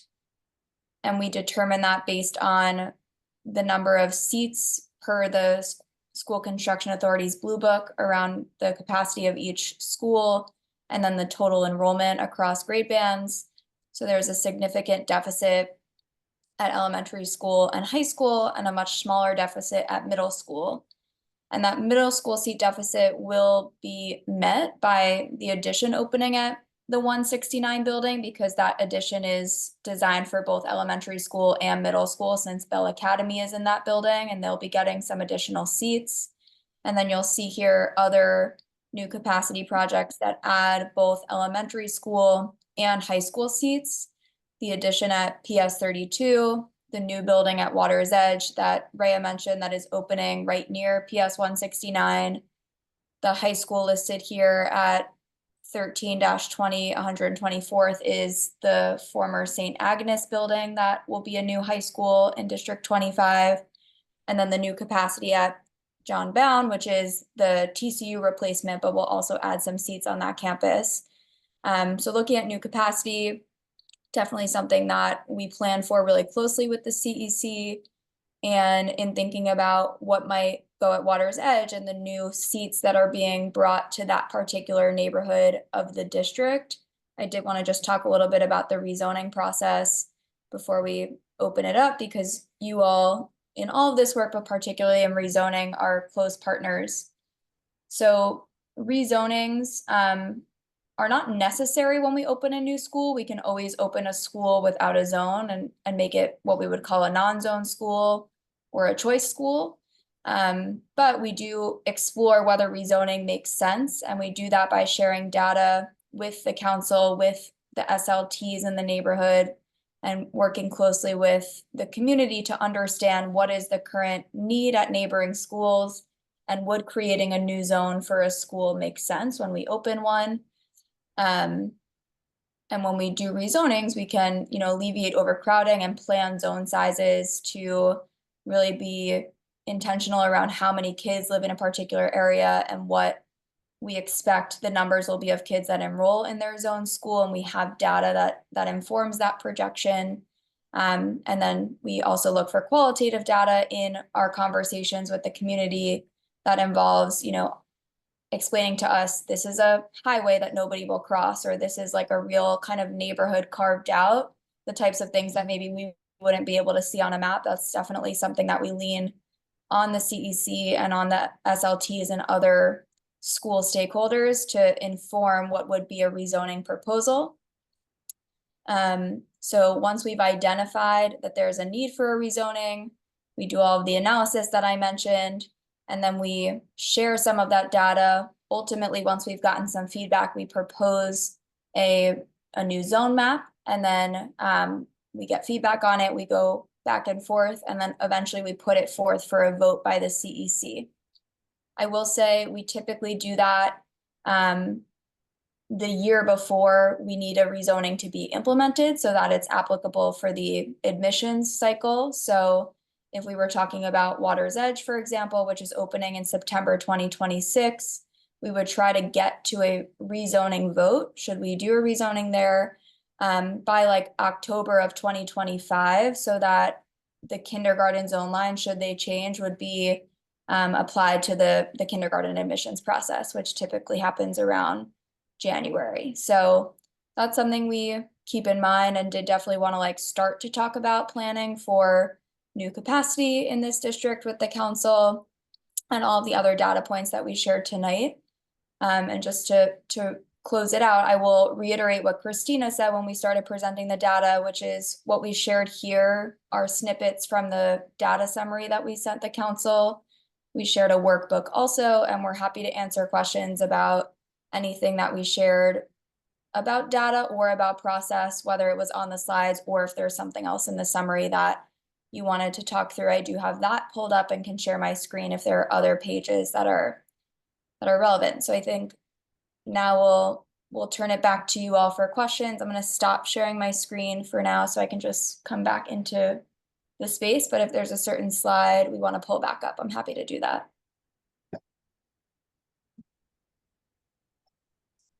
Question. So your last comments with regard to Water's Edge, right? We have to vote. It's expected to open in the fall of 2026. So the council will have to vote on what the rezoning by the October 2025, you said? Am I correct? Or That would be the goal. Yeah. okay. If that's the decision that has to be made for that area based on all of the community feedback and conversations around the data that was just presented. That was the time frame. That's if there's a. So that's something that they would come to us and let us know that, hey, we have to address this at that point. I think we want to hear from you all, like whether it's now or the next time we meet, some ideas about what you think for that area. And then, eventually I think what we would do is kind of like a more specific presentation conversation about, okay, there's this new building opening, what should go in it and how should we plan for it? And we would target some of the data we share to show, utilization, the trends that we showed tonight, but more specific to the schools right near Water's Edge. So we could start to have a conversation about a potential rezoning or any other planning implications.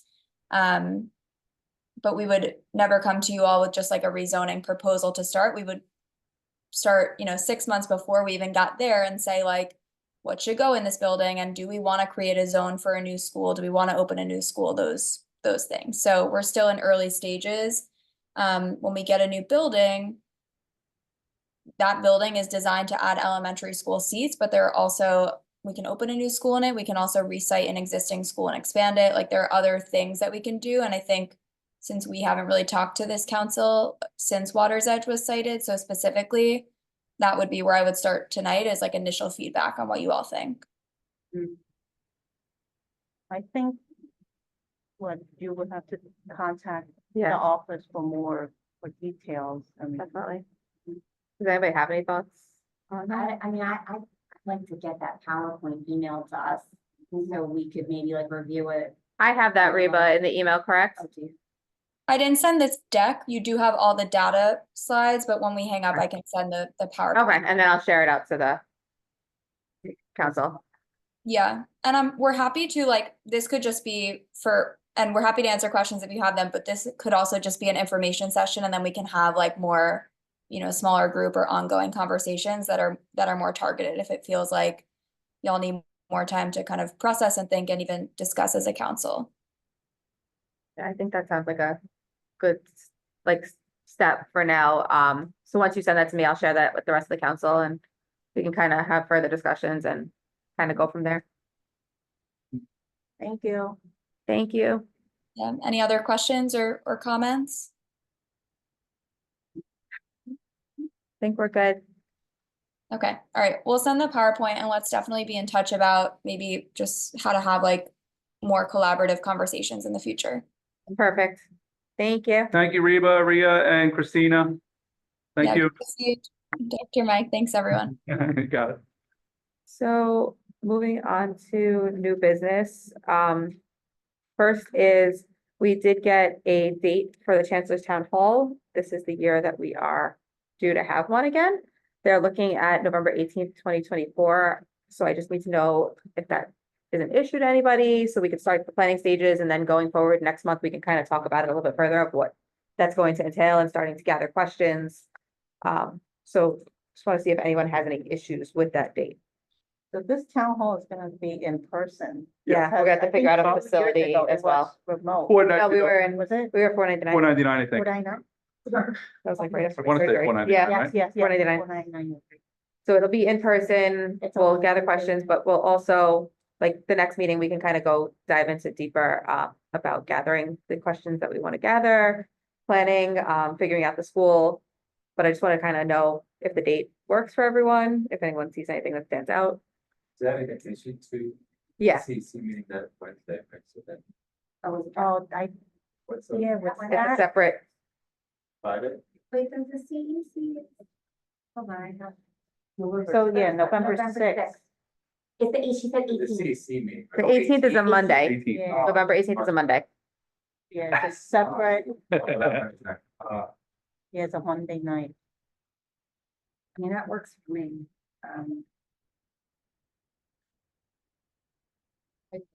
It's the Monday before Thanksgiving week, so it's like everybody's still here Yeah, and mostly. I think that's mentally probably here. why I like threw that date out there. Here. So what I'll do is I I'll. was thinking Thanksgiving By is the the end of that following week, right? Yeah. forget it. Everybody. So I'll kind of let her know, let's plan for that, and then next month we can kind of talk over more of the logistics for that. And I'll start thinking about schools that I think would Okay, be good. yeah, larger Feedback. locations, because I know we did have a nice turnout at the last one. And the second thing is we do need to take a vote on our budget. We do have a $25,000 budget as a CEC. So we need to just vote on how we want to allocate that money. I will say that we are going to allocate to the P card, but until we have an AA, we can't necessarily use a P card. So it does still fall into that.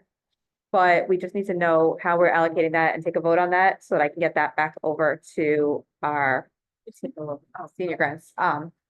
I would suggest to allocate some money to the member reimbursement because my experience was that since we didn't have an AA, like the awards. We have for to do the, more. You know, for the June, in June ceremony, right?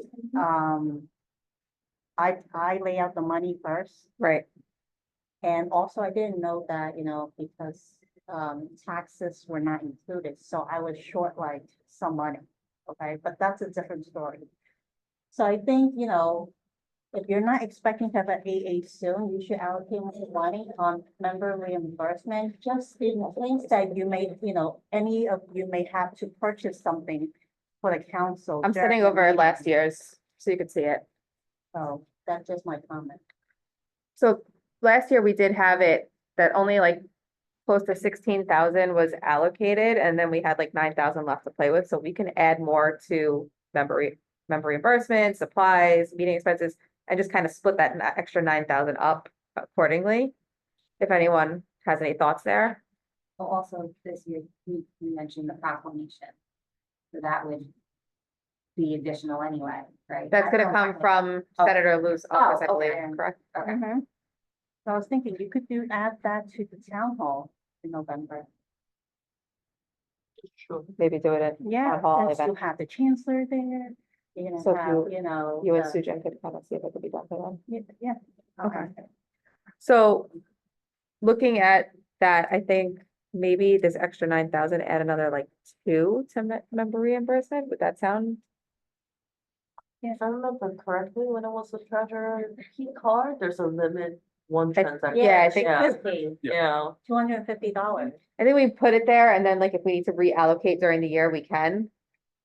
But it's just gotta be allocated and sent over to them.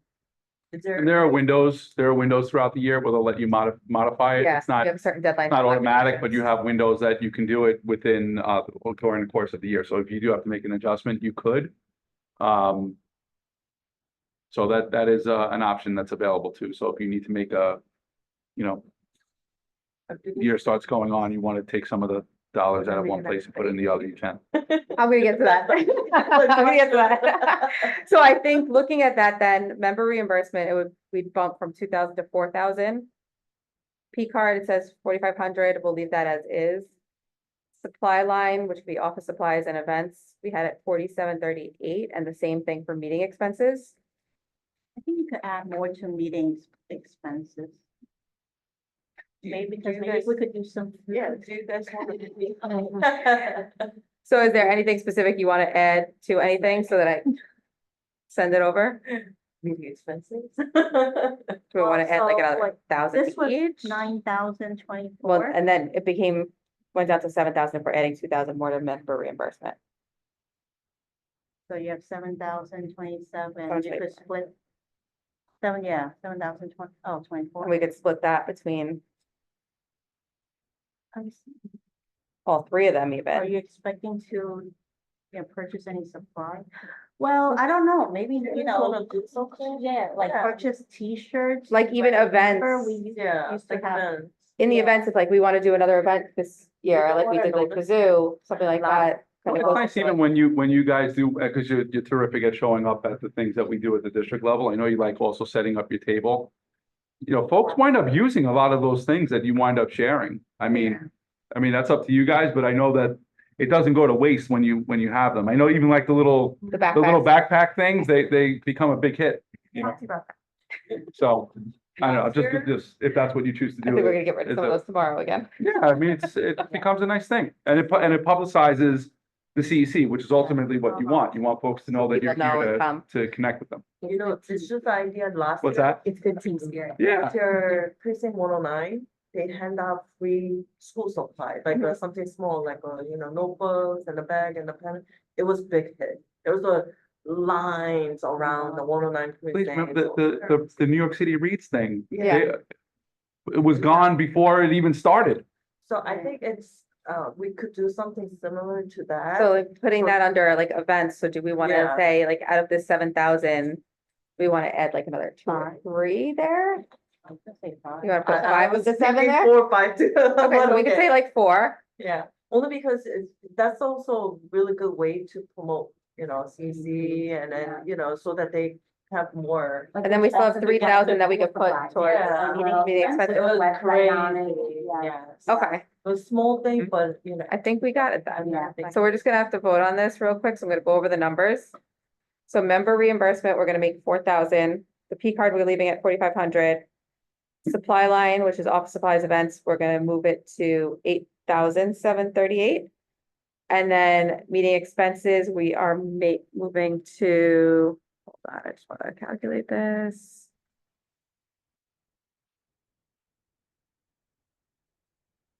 The 7762. So I'm gonna do a roll call so we can take a vote on that and I can get that over to them. Catherine? Yes. Shirley? Yes. Wendy? Yes. Yes. Alvin? Yes. John? Okay. Joe? Yes, Thank you. welcome. Okay. Is there anybody left that wanted to speak? I know Shane left. That's it, right? Okay, so anyone make a motion so we can move on? Motion to adjourn general meeting of August 7th. Anyone second? Oh, second. Shirley second, John third. Okay, and we'll move right into business meeting then, so. I'm gonna call 8:59. I'm gonna go, thank you everyone for attending tonight. I'm gonna do roll call again, Wendy, Present. Joseph Chow, He is. No, he might have I think he went. went off with he's still that. there, Oh, no, there he is. Present. thank you. Alvin, Present. Catherine, Present. Shirley Lee. Present for myself, John Stewart, and Shirley Jang. Okay, so just wanted to first touch base. There was an email that sent out to everybody. There was an update to the 5-year capital plan. So just want to kind of make sure you guys take a chance, look at that. There's a little bit of updates there. There's an increase of 2 billion for the new capacity program. So that was the biggest change on that. The next thing is we do have to pick school liaisons. I'm not gonna make everyone go through and pick school liaisons right now because it is so late. But the list in front of you that you got on that long paper gives you all the schools and some information about them. So if you could take some time between now and the next meeting, we can then come to a decision on who's gonna take what school. We really need about 4 people. Four schools per member. Can we just do it in like an email and then like? Yeah, if anyone wants to send it over to me, I'll start a thread. We can start talking about it, and then come the next meeting, we can take a vote on it just to finalize it. Okay. So based on the fact that right now we do have 9 members currently, it would be about 4 schools per member. So I'll start the email tomorrow morning, and if anyone could just start sending me some thoughts on schools that are standing out to them, any top 4. We can go from there, and then we can make a final vote on that at the next meeting. Yeah. Starting completely fresh for the year. Or you can have the same school. I mean, if you want one of the same schools, you want it, put it on your list. And as long as there's not overlap. So we're looking based on all. Yeah. And then next thing is the AA hiring process. I did look at the list of 7 people that we had originally wanted to interview. And I did send out an email just saying to them, hey, we are going to start our interview process. Please let me know if you're still interested. 2 people are no longer available. Wait, you said 2 people are still. And 2 people are still available so far. There's 3 that I have not heard back from. Actually, it was a 6 people. So 2 we have not heard back from, 2 are still interested, and 2 are no longer available. I just had them give me some availability, so I will send out that availability to see if anything works, so we can get it. As long as we have at least 2 or 3 of us that can get on to do an interview, that can be done on Zoom. We can hopefully get some of these interviews going. But we also did get an email a couple of weeks ago from FACE with another 50 resumes. So if you have a chance to take a look and anybody does stand out to you, just send me some names and we could do a second round in case we don't find somebody in this first round. So those were really the big things that I had. I don't know if anyone else has any other new business. Okay, yeah, this is my favorite. Oh, no. Can we switch schools next year? Yeah, any 4 that you kind of are standing around looking at that you want, you'll email to me once I send out that email tomorrow. And as long as there's no overlap, if there's an overlap, I'll let you guys talk through and see who wants to take it. I want middle schools that have a math program. Okay. You got it. Got that. Thank you. Any other new business? Well, Frank this is his 3rd consecutive absence. Unfortunately, So, he's out of the country right now. We did not find out until the meeting Yeah. started. so, you know, So technically, I was looking at the bylaws actually really quickly during, we will have to talk about vacating that seat. Unfortunately, I'm gonna check with FACE on the full process, but we will probably need to post that there's an additional opening on top of the other 2 we have. And we're going to have to start trying to really, what we did Get at some the numbers. beginning of last school year was that, remember, there were 2 new elected members and they never came, and then we made a resolution and then we voted on the resolution. So I'll look for the resolution. I think I have it That's what also. you wanna do. I think that's the next steps for it. I'm gonna check with FACE just to be sure, but I think we might have to piece that together, unfortunately. Oh, it's okay. Wow, you actually did really good. Joe, I love the sound effects. Eden, do I call you Miss President or Mr. President? Oh, God. Do not call me mister, please. Okay, Miss President. I'm sorry I couldn't attend. I was in Death Valley. It was like 124 degrees. Very, very weak cell signal. Sometimes none. We will. I would have attended. Okay, anybody wanna make a motion to adjourn? Motion go to home. adjourn. Okay. And John. Okay, perfect. So next meeting is September 4th. Tomorrow is the reading event. If anyone's coming, Yes. hopefully please, I'll be please. there. I will be there with my If not, tell children. people to please join us. In their boats. What's tomorrow? In the boat with their oars, because I I think tomorrow. know, I know. Wait, what's tomorrow? Honestly, if it does rain like that, Another reading event. I'm not hopeful, but I'm gonna remain hopeful that people come. What time does this start? 5:45. Oh. But I'm excited. I hope everyone's ready for the start of the year. It's crazy. Yeah. We're gonna be here in a blink. We're Yeah. excited. Yeah. Yes. Thank you, Esther. Now, I believe there's some more of those backpacks from what Lewis was telling me in the office. Is there a way for us to get them and possibly bring them tomorrow? Yes, We they're can get rid there. of some. Bye-bye. They're there. We can bring them through. Okay, Yeah. that was my question. Esther, Yeah. just remind me to see if we can look to see if they have some of the More of those CEC spring backpacks. backpacks. They have a bunch. We want to bring some We tomorrow. can bring some of them I'll to bring the the tablecloth 22. and the popcorn.